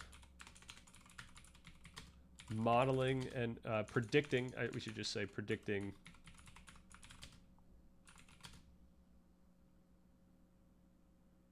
the behavior of others. Something like that. And then we could do the over. Oh. Yeah. Over hundreds of thousands of years, billions of hominid brains bumped into the same physical world and into each other, to the brain, blah, blah, blah, blah. However, unlike static physical objects, the hidden causes driving another person are deeply complex. As neuroscientist Anil Seth notes, the light waves from a chair originate directly from the object, from an object itself.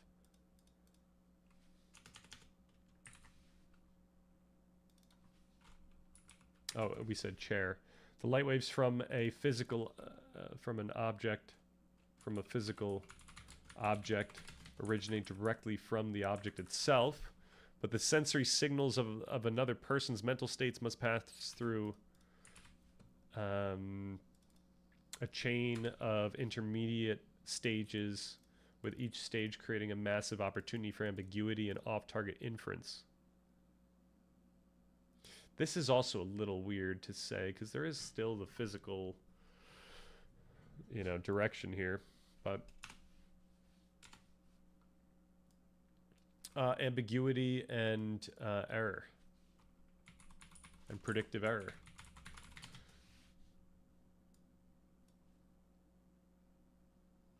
All right.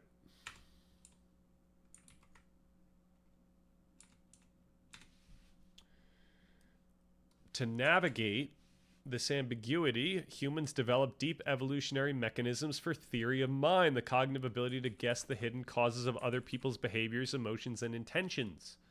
That's what we're trying to say. Okay.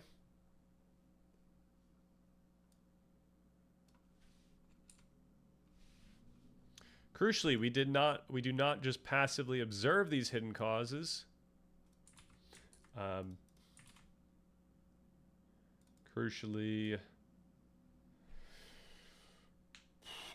should we say something like these causes don't just affect what we perceive, but how we act? These hidden causes don't merely affect what we consciously perceive.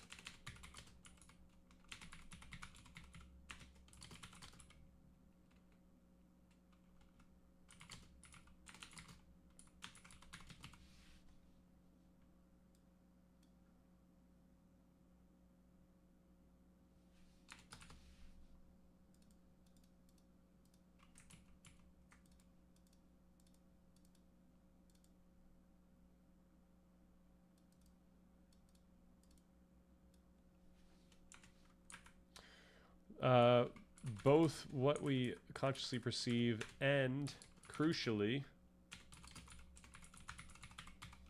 how we act. There we go.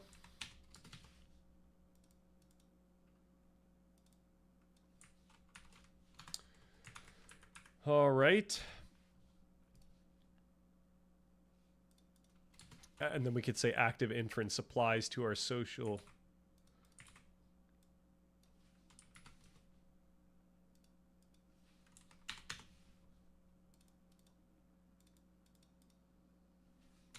Inference applies to our social interactions as well.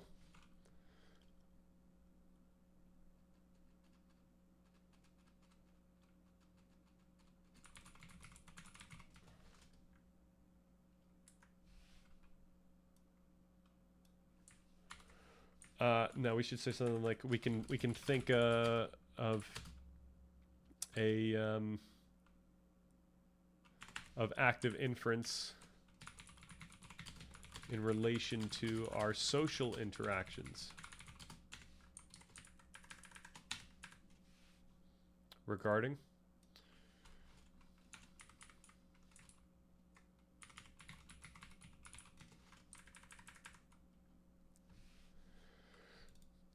just as we move our physical bodies to force the physical okay, where do we have this already down, right? Just as we move our physical bodies to force the physical world to match our predictions, we act socially to force other people to match our predictions. We smile not only to express our own pleasure, but to actively change the way our companion's feeling, which will affect their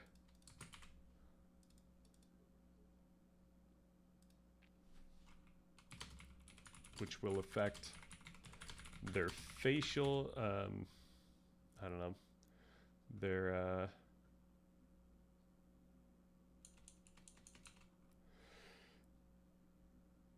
facial expressions and behaviors. When we speak, we are actively trying to insert thoughts into another person's mind to bring their internal state in line with our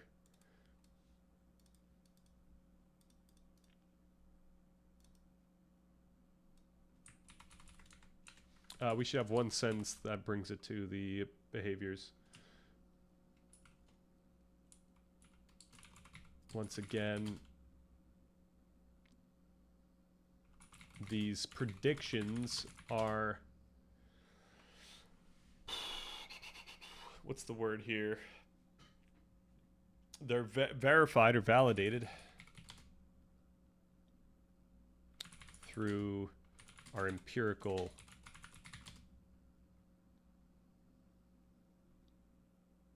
view of others, facial expressions, behavior.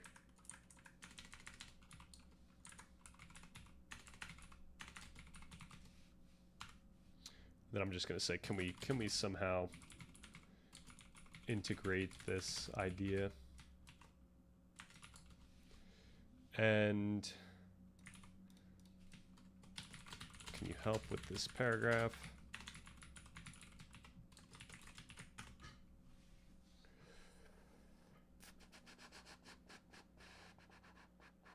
You could view it like networking. I just think it would be good education and content. Right. Yeah. When I say that, I think it would be good education and content. I just would want to be. I would want to feel like I'm ready for that type of thing. Like I feel like, or I would want to feel like this is the right thing to do right now. And I would think about it as training, because that's something that I don't know how good I am at. Right. Getting into random calls with people, that would be training. It would be like, I might not be great at this. I might be good at certain parts of this. We got to learn. We got to figure out what's going on here, but we have to do it. Next time Ivan is here, you should invite him on a stream when he's free. Well, this is the thing. Like, I don't think I'm at the point where I want to do this yet, because I still think there's like some fundamental ideas I want to organize in my own head before we really get going. That doesn't mean like we should redo the whole document or anything like that, but I do want to just make sure that I'm on the right page of how we want to go about certain ideas, so that when we do talk, I can explain these things really fluidly and effectively. And yeah.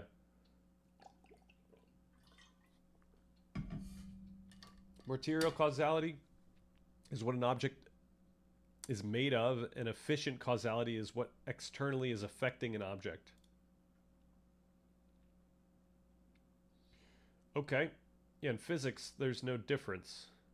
I mean, I guess you could always like look at empirically make a difference, but there's just physics happening.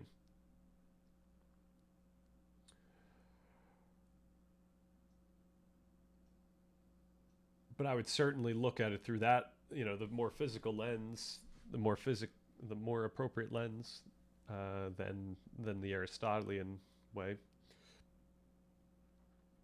Like, still good at the education phase. Yeah, it's not about the education versus like teaching phase. It's more of like like foundational organization phase, and then even after that we have a lot of education to go. But at least I have the foundation sufficiently organized. My question is, which philosophy of causality you believe in? I don't understand. I don't quite understand. When we're talking about the physical world, I would just use causality the way that you're supposed to use it when you're talking about the physical world. And otherwise, I don't know if I believe in a certain philosophy of causality. But to my understanding, some physicists, for example Heisenberg, believe that the mechanistic theory of causality is mistaken. Yeah, I mean that's just, it's above my head, above my pay grade. I probably just don't care. It's not pragmatic enough or practical enough to for me to like commit to any way of that. And just like any physical prediction, we validate these social hypotheses empirically. We constantly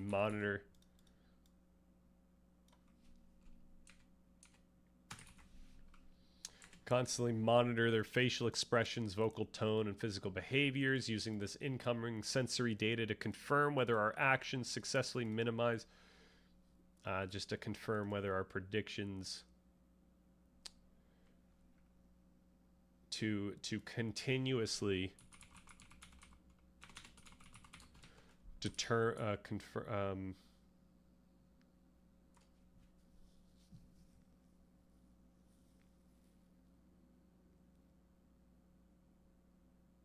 continuously modulate our predictions and subsequent actions. Something like that. All right.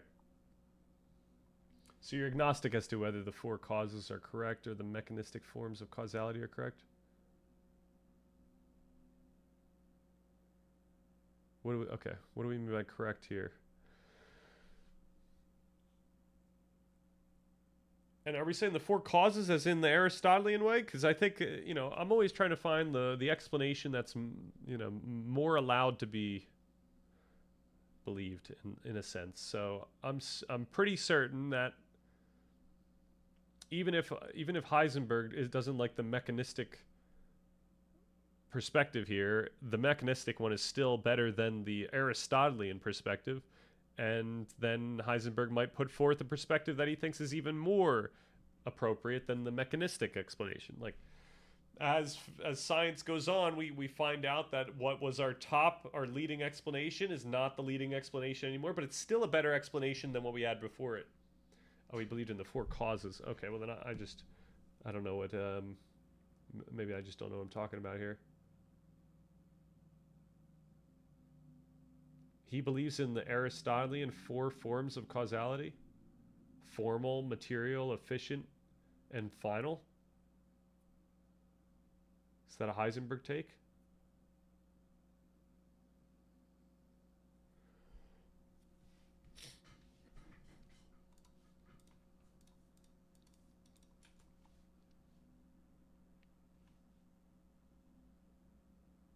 Walta. Walta White, to my understanding. All right, well, I just don't know. Bentley Hart supports For Causes also. Okay. Yeah, I don't know. I don't know what makes that explanation or that framework more compelling than mechanistic forms. I'm really out of my element here. I was just trying to intuit what sounded more modern, but I just don't know. All right, then what do we have? We've got...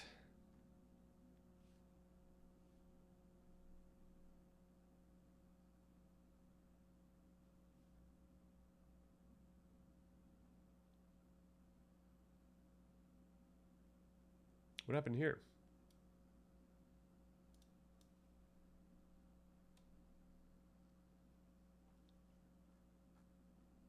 Over hundreds. However, unlike... Oh, yeah, we already did it. Hidden causes. The hidden causes. Hidden causes. Where we got hidden causes? What's our first hidden cause?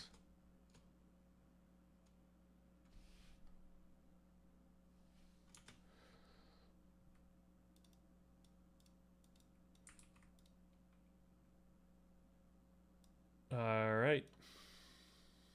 There we have it. We could get rid of that. What are we at? 42 still? We got to cut that down. We got to cut that down.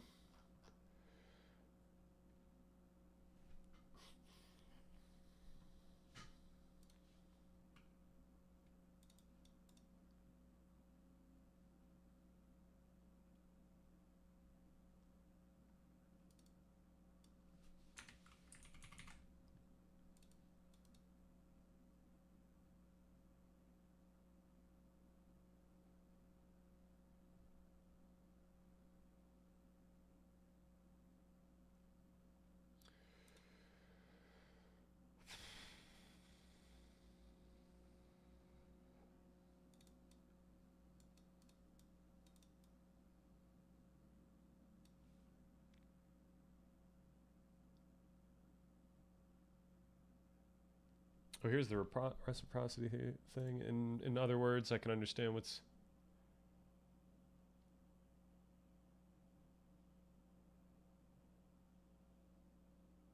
Okay, we can cut that.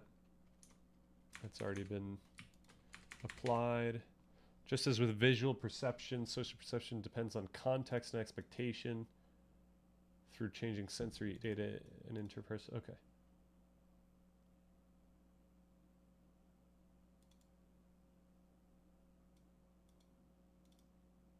All right, so this has already been covered. 41, nice. Because humans are hypersocial, this interpersonal active inference implies a staggering degree of reciprocity.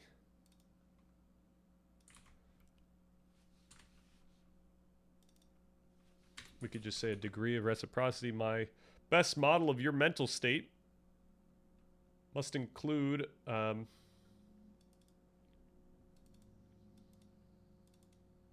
must.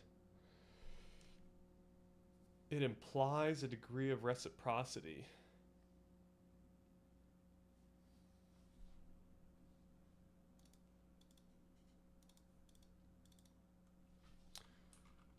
Suggests. I don't want to say implies as though it's like a given, but it suggests degree of reciprocity. May include a model of how you are modeling my mental state. We can certainly intuit that. I can only understand what's in your mind if I try to understand how you are perceiving the contents of my mind. And this is all what? The same? One intriguing implication of social self is that self might necessarily require a social context if you exist in a world without any other minds, without any other relevant minds. There would be no need for your brain to predict the mental state of others.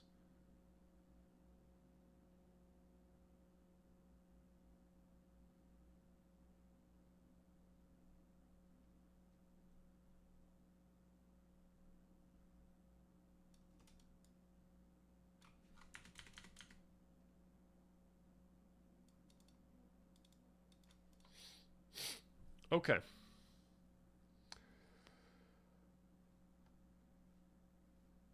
Through this constant interpersonal collision of generative models, humans evolved alongside the very cultures we created. In evolutionary biology, this is known as the Baldwin effect, which states, beautiful, it connected these, which states that learned behaviors can influence the direction of evolution. At the group level, this process, describes a powerful social feedback loop. Okay.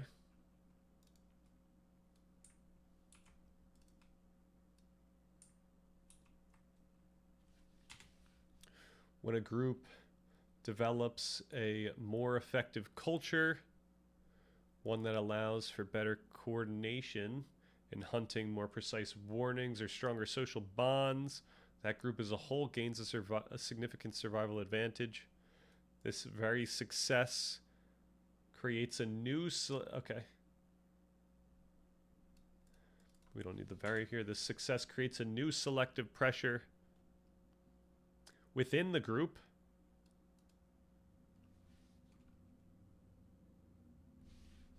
Oh, this is the feedback loop, so we want to just do that. Individuals whose genetic disposition makes them slightly better at learning, processing, and contributing to this newly effective cultural system. Okay. This cultural system, these are good ideas, are more likely to thrive and reproduce over generations. Our biology adapted to our increasingly effective culture, and our culture co-evolved with our biology. Through this lens, we can see how broad forms of communication and eventually language emerged as an integral biological mechanism for social allostasis. Crazy. Language allows isolated brains to explicitly synchronize their generative models so they can cooperate and survive.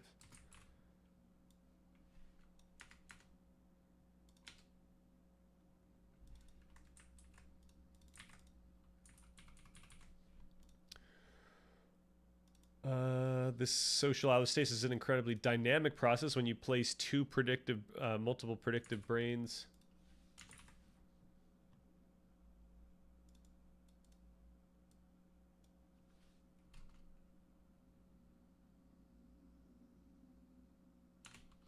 When you place multiple predictive brains in dialogue, how about just when multiple brains interact, they inevitably form a coupled dynamic system. Each agent attempts to minimize their own surprise by predicting the other. Over time, the most efficient way to minimize mutual free energy is for both agents to align their internal models. What we experience subjectively as negotiating, meaning, or having a conversation is literally the physical synchronization. Okay. Whose framework is this attributable to? And can we reference them? Who's this most appropriately attributed to? Attributable to? I just ordered this. Does it interest you? Is this a book? Oh, it is a book. Goodreads. Goodreads. Whoa. We know it when we see it, what the neurology of vision tells us about how we think. Harvard researcher investigates... Oh, who are we? Richard Maslin. Harvard researcher investigates the human eye in this insightful account of what vision reveals about intelligence, learning and the greatest mysteries of neuroscience. Spotting a face in a crowd is so easy you take it for granted, but how do you do it is one of science's great mysteries, and vision is involved with so much of everything your brain does. Explaining how it works reveals more than just how you see, and we know it when we see it. Harvard neuroscientist Richard Maslin tackles a vital question about how the brain processes information, how it perceives, learns, and remembers through a careful study of the inner life of the eye, covering everything from what happens when light hits your retina to the increasingly sophisticated nerve nets that turn that light into your knowledge, to what a computer algorithm must be able to do before it can be truly intelligent. This is a profound yet approachable investigation into how our bodies make sense of the world. Awesome. Yeah, I guess I gotta check how new it is. 2020. I'm guessing it's going to talk about predictive processing as it relates to the visual cortex. If not, then it would be a little sus. Yeah, I think it would be cool. I think it would talk about a bunch of things. I would be a little concerned that it's just constrained to the visual cortex or the visual areas, visual networks. Because perception, when we think about perception, we usually think of conscious perception, and you need more than just the visual network for that. Even though it seems like we get the vision, like our vision, like what we see, what we end up feeling like we see, what we consciously see is coming from more than just our visual networks. Like we don't realize that there's a lot being added to the visual side of this. You know, associations and meaning and all that kind of stuff that requires other parts of the brain. It's meant to have a huge breakdown of vision and then gets into speculation on how that structures thought. I got it because I started practicing candle meditation, and it's meant to mirror the physical structure from early processing to V1, V4. Interesting. Cool. The reason I ask is because if you believe the physical world causally constrains subjective experience, I want to know how you understand what causal constraining means. I think I mean it in like a, I don't know, in a very like intuitive way. I don't know if that's probably not great for me to say. That's imprecise. In a like a colloquial way, like one thing causes the other. Though actually, you know what? I shouldn't say that because you know what? This is a harder thing to discuss. It's not like it's difficult to just think that the brain processes cause this other thing that is like experience. Like the experience is the brain processes. So it's kind of like the experience is a manifestation or an expression. I'm not sure. It's really weird to talk about this, where usually when you think something causes something, that it's like sequential, like this causes this, but this is kind of a parallel system in which the one, like a dependent parallel system in which one process is causing this other thing that we understand, even though like we're not trying to make a dualism physically. Like we're only conceptually making a dualism here. All right, 2 hours, 8 minutes. Can we get through this?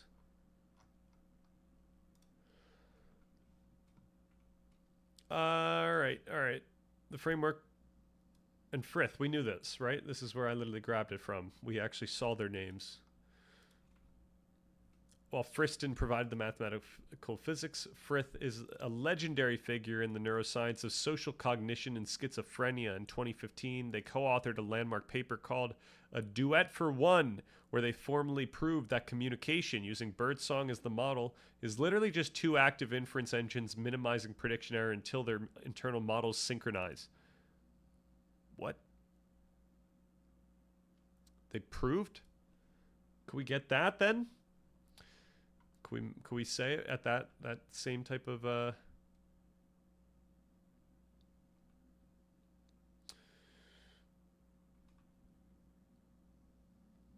neuroscientist Carl Friston, cognitive psychologist Christopher Frith have extensively modeled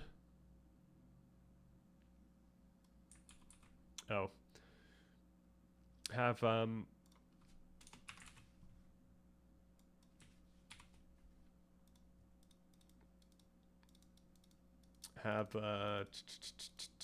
have demonstrated that when you place two predictive brains in dialogue, they inevitably form a coupled dynamic system. Each agent attempts to minimize their own surprise. Over time, the most efficient way to minimize mutual free energy is for both agents to align their internal models, what we experience subjectively as... Okay, let's not put negotiating meaning here.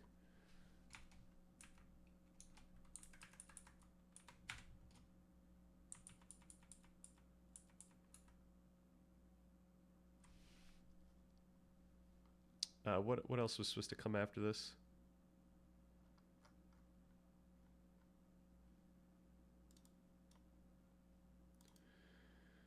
Two generative models is literally physical. Oh, I see. It already gobbled up the negotiating meaning idea inappropriately. Yeah.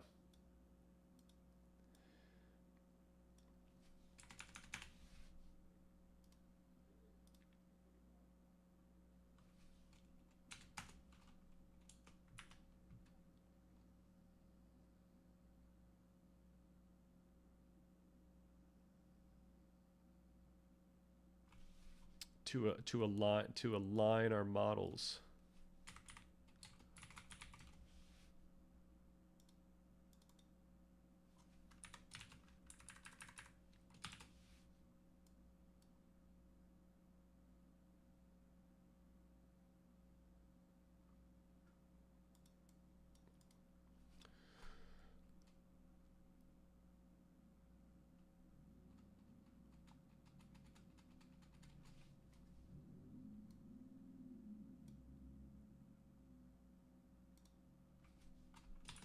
Thus, when we are having a conversation,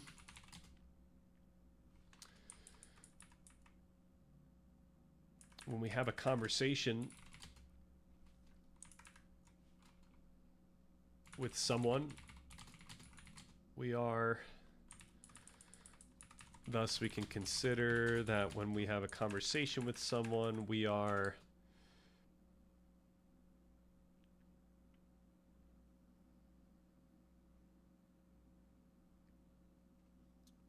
aligning our understanding. Okay, aligning our models. But this is trickier. If we say what do we mean by to align our models? Okay, no, this is good. This is a good jumping off point. But what does it actually mean to align our models?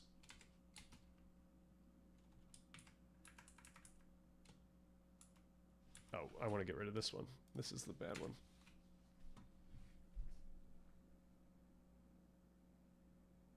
So by causality, you mean one process is necessary for another process to exist? Sure. Yeah, without the physical processes of the brain, there would be no consciousness.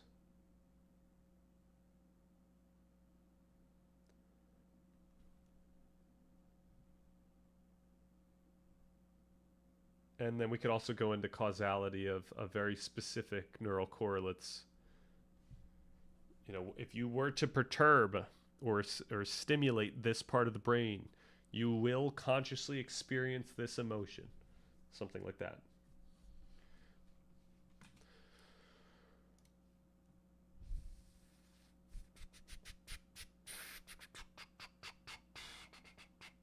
Okay, because every human brain possesses a unique, constantly shifting neural architecture, two people can never hold the exact same understanding of a concept. We cannot map a single objective truth to identical neural firing patterns across different brains. Instead, through constant interaction and linguistic signaling... Okay, can we get rid of this sentence? Is it necessary?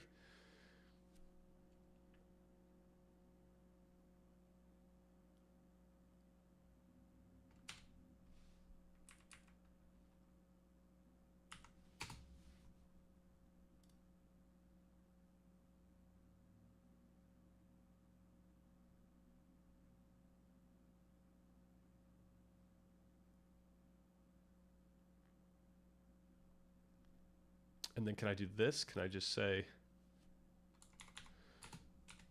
a synchronization of predictive models that allows two organisms to interact without generating massive uncontrollable prediction errors for one another?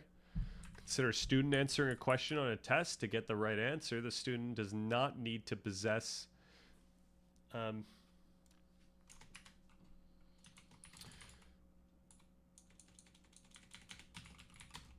when I say pragmatically similar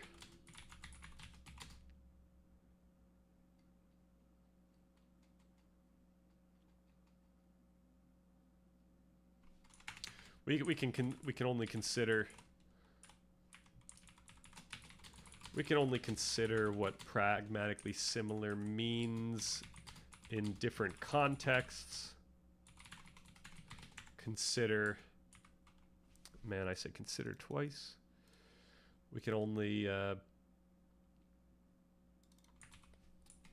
let's do a little synonym action here. We can only contemplate, imagine. We can only think about, we can only contemplate, we can only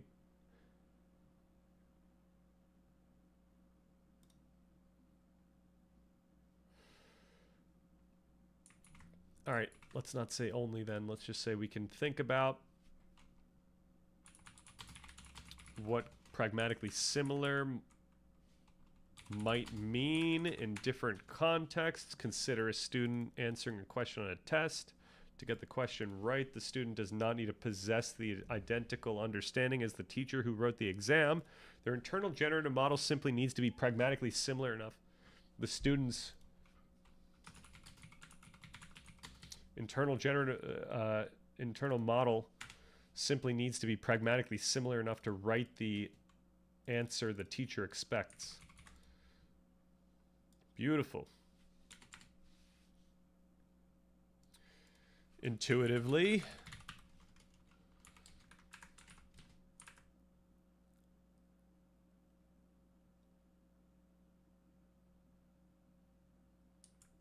this is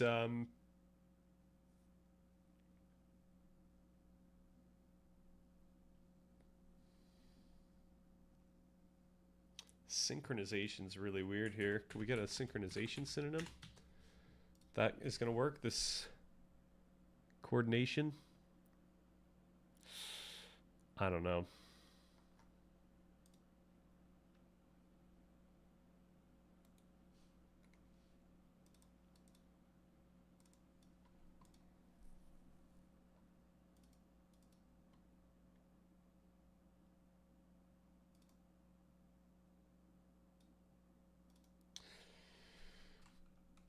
Our shared understandings are intuitively our shared understandings are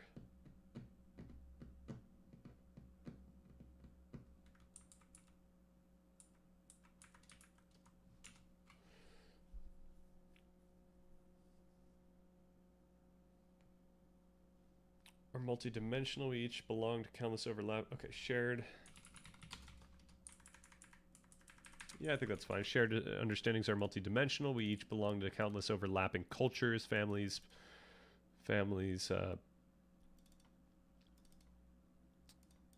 professions, hobbies.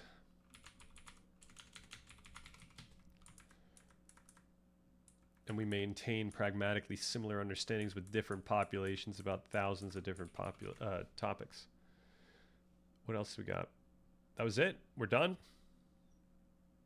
Oh no, I wanted to add more examples, right? Where did that go?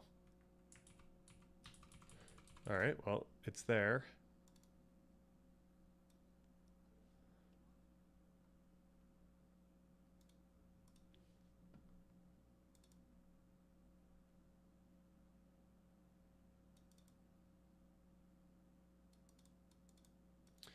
Musician in a jazz quartet does not need to possess the same emotional interpretation of a chord progression as the bassist. They just need to reliably anticipate the next tempo change. Nice. Very nice. So they would have a pragmatically similar understanding of the, I guess, the grounding of this piece that they're doing. A driver using a turn signal does not need to share the exact conceptual understanding of right-of-way with a pedestrian. Their models simply need to be synchronized enough to predict each other's physical trajectories. Oh, I am not live streaming tomorrow, unfortunately. I think I'm definitely out tomorrow, but I could be back over the weekend. I'm not sure yet. It depends how well or how much I do, how much progress I make on this thing. I think our next stream is going to be editing. It's going to be doing a bunch of fun editing stuff. Not boring editing stuff. It's going to be like asking Gemini, like, if I gave this thing to George Washington, what would he say? Or something, you know, stupid stuff like that. Fun stuff like that. Really, it would be something like if I were to give this to Bernardo Kastrup, what would he say? What would he say, you know?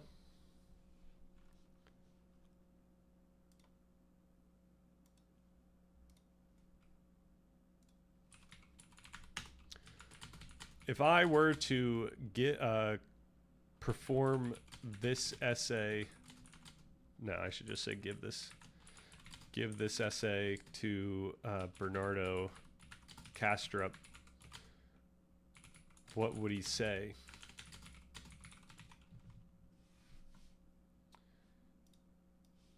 We could probably do better than what would he say, but for now, that's fine.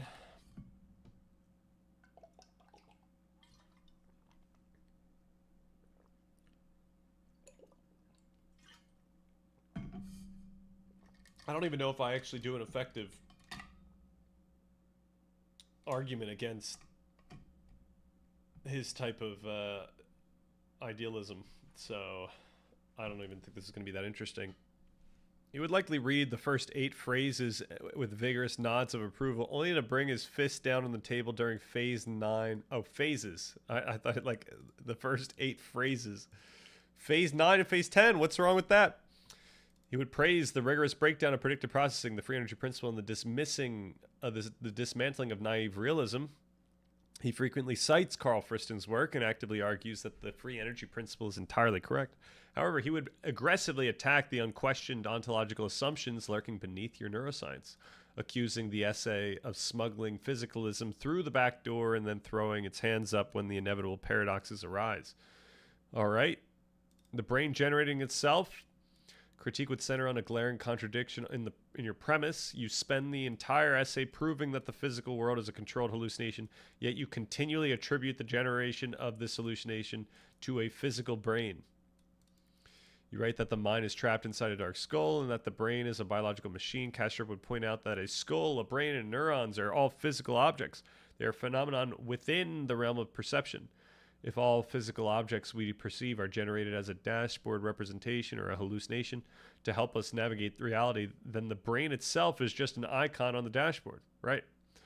Would argue it is logically incoherent to say that a physical brain, which is an image on a dashboard, is what's generating the dashboard.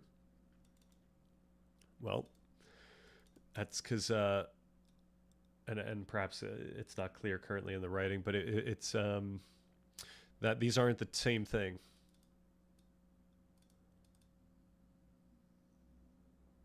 Like when we say this physical brain, when we're thinking about the physical brain, we're operating in the dashboard already.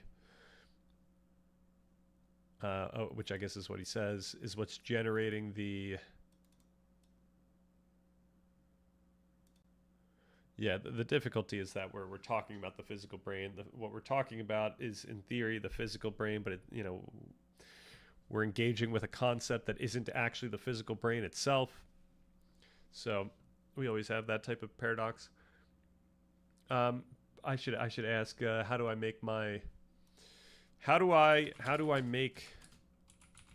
navigation of this paradox in phase 10? Granted, it's currently an outline and not drafted yet. Perhaps this is a good time to ask this question.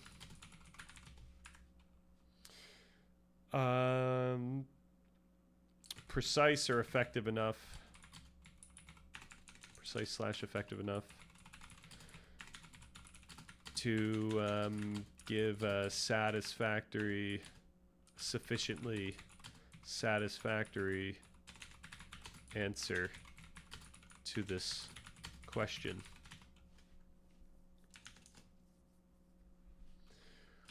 Like, could you steel man what I'm trying to say as a response to what is this? Contradiction number 1 to number 1 here. What's number 2? The misuse of the free energy principle. While you accurately describe Friston's mechanics, he would argue you apply them to the wrong base reality. Has engaged deeply with Friston's work and argues that the Markov blanket maps perfectly onto his framework of analytic idealism. Kastrup would argue that the free energy principle does not describe physical biology reacting to a physical world. Whoa. It describes how a dissociated alter of a universal mind maintains its dissociative boundary against the rest of the universal mind. Whoa!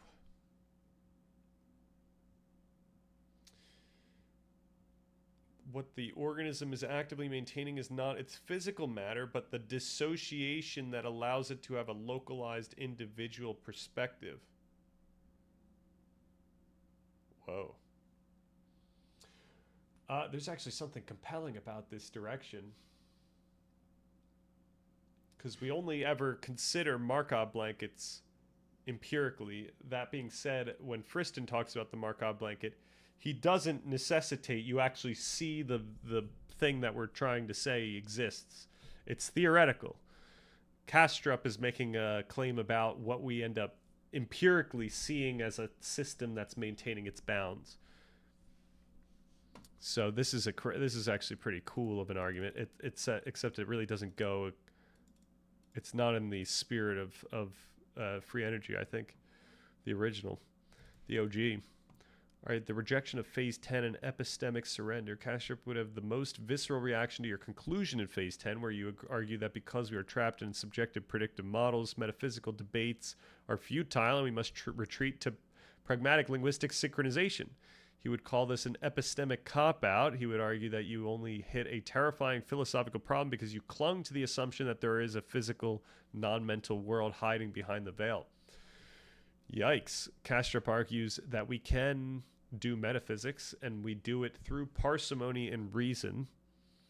If all we ever have access to is mental experience, the most logically rigorous and parsimonious step is to assume that reality itself is mental.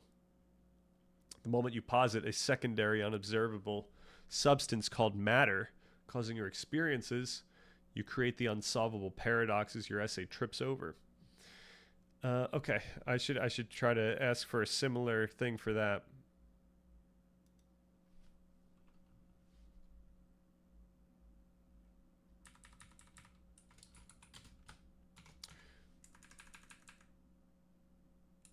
So in response to number 1, the steel man is going to be something like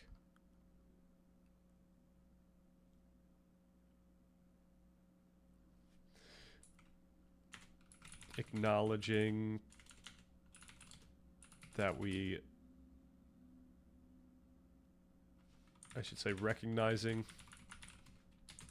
that we acknowledge the recursive nature of hidden causes about hidden causes, really. In other words, our conceptual understanding about a physical world that we never engage with directly. And then number 3, it would be something akin to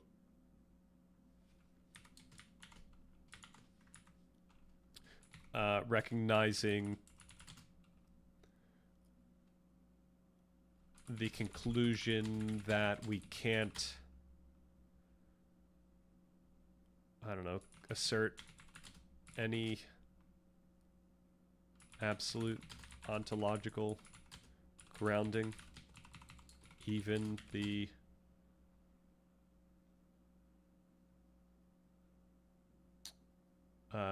ones that seem parsimonious, seem most logically rigorous and parsimonious. Okay, let's see if that's good enough. I'm probably gonna stop after this, after I send this, because it's long enough now.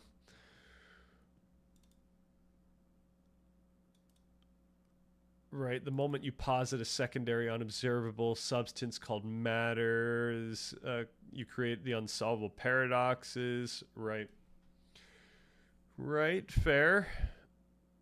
So obviously we're positing hidden causes that we end up reliably leveraging in order to interact with other hidden causes such that we reduce prediction error. That's the weird paradox. Consciousness is not a hallucination is number 4. He frequently pushes back against Anil Seth, phrasing that consciousness is a controlled hallucination. He's adamant a hallucination is something experienced by consciousness. You cannot explain the existence of consciousness by calling it a hallucination. Man, he goes full on idealism. Crazy. I don't even know how to go against this. It might even be similarly impossible.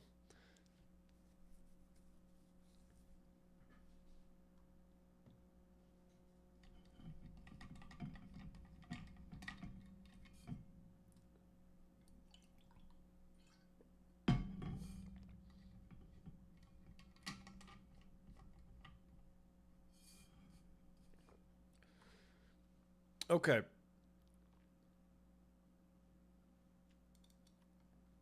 To make your navigation of this paradox in phase 10 structurally watertight against an attack like Kastrup's, you have to execute a precise philosophical maneuver. You must explicitly refuse the ontological bait. Kastrup's critiques rely on dragging your argument into a metaphysical arena where you are forced to declare what the universe is fundamentally made of. This is where I think that a lot of the questions in chat are like trying to drag me into, and I'm trying to say no. Your defense must forcefully articulate that any declaration of absolute ontological grounding is a biological category error. I don't know if biological would be right here, but all right, let's just do this another time. All right. Thanks everyone for chilling. Have a good rest of the day. Enjoy the Friday if you're already in it, or if it's coming up, enjoy your Friday. And yeah, I'll see you later. Have a good night.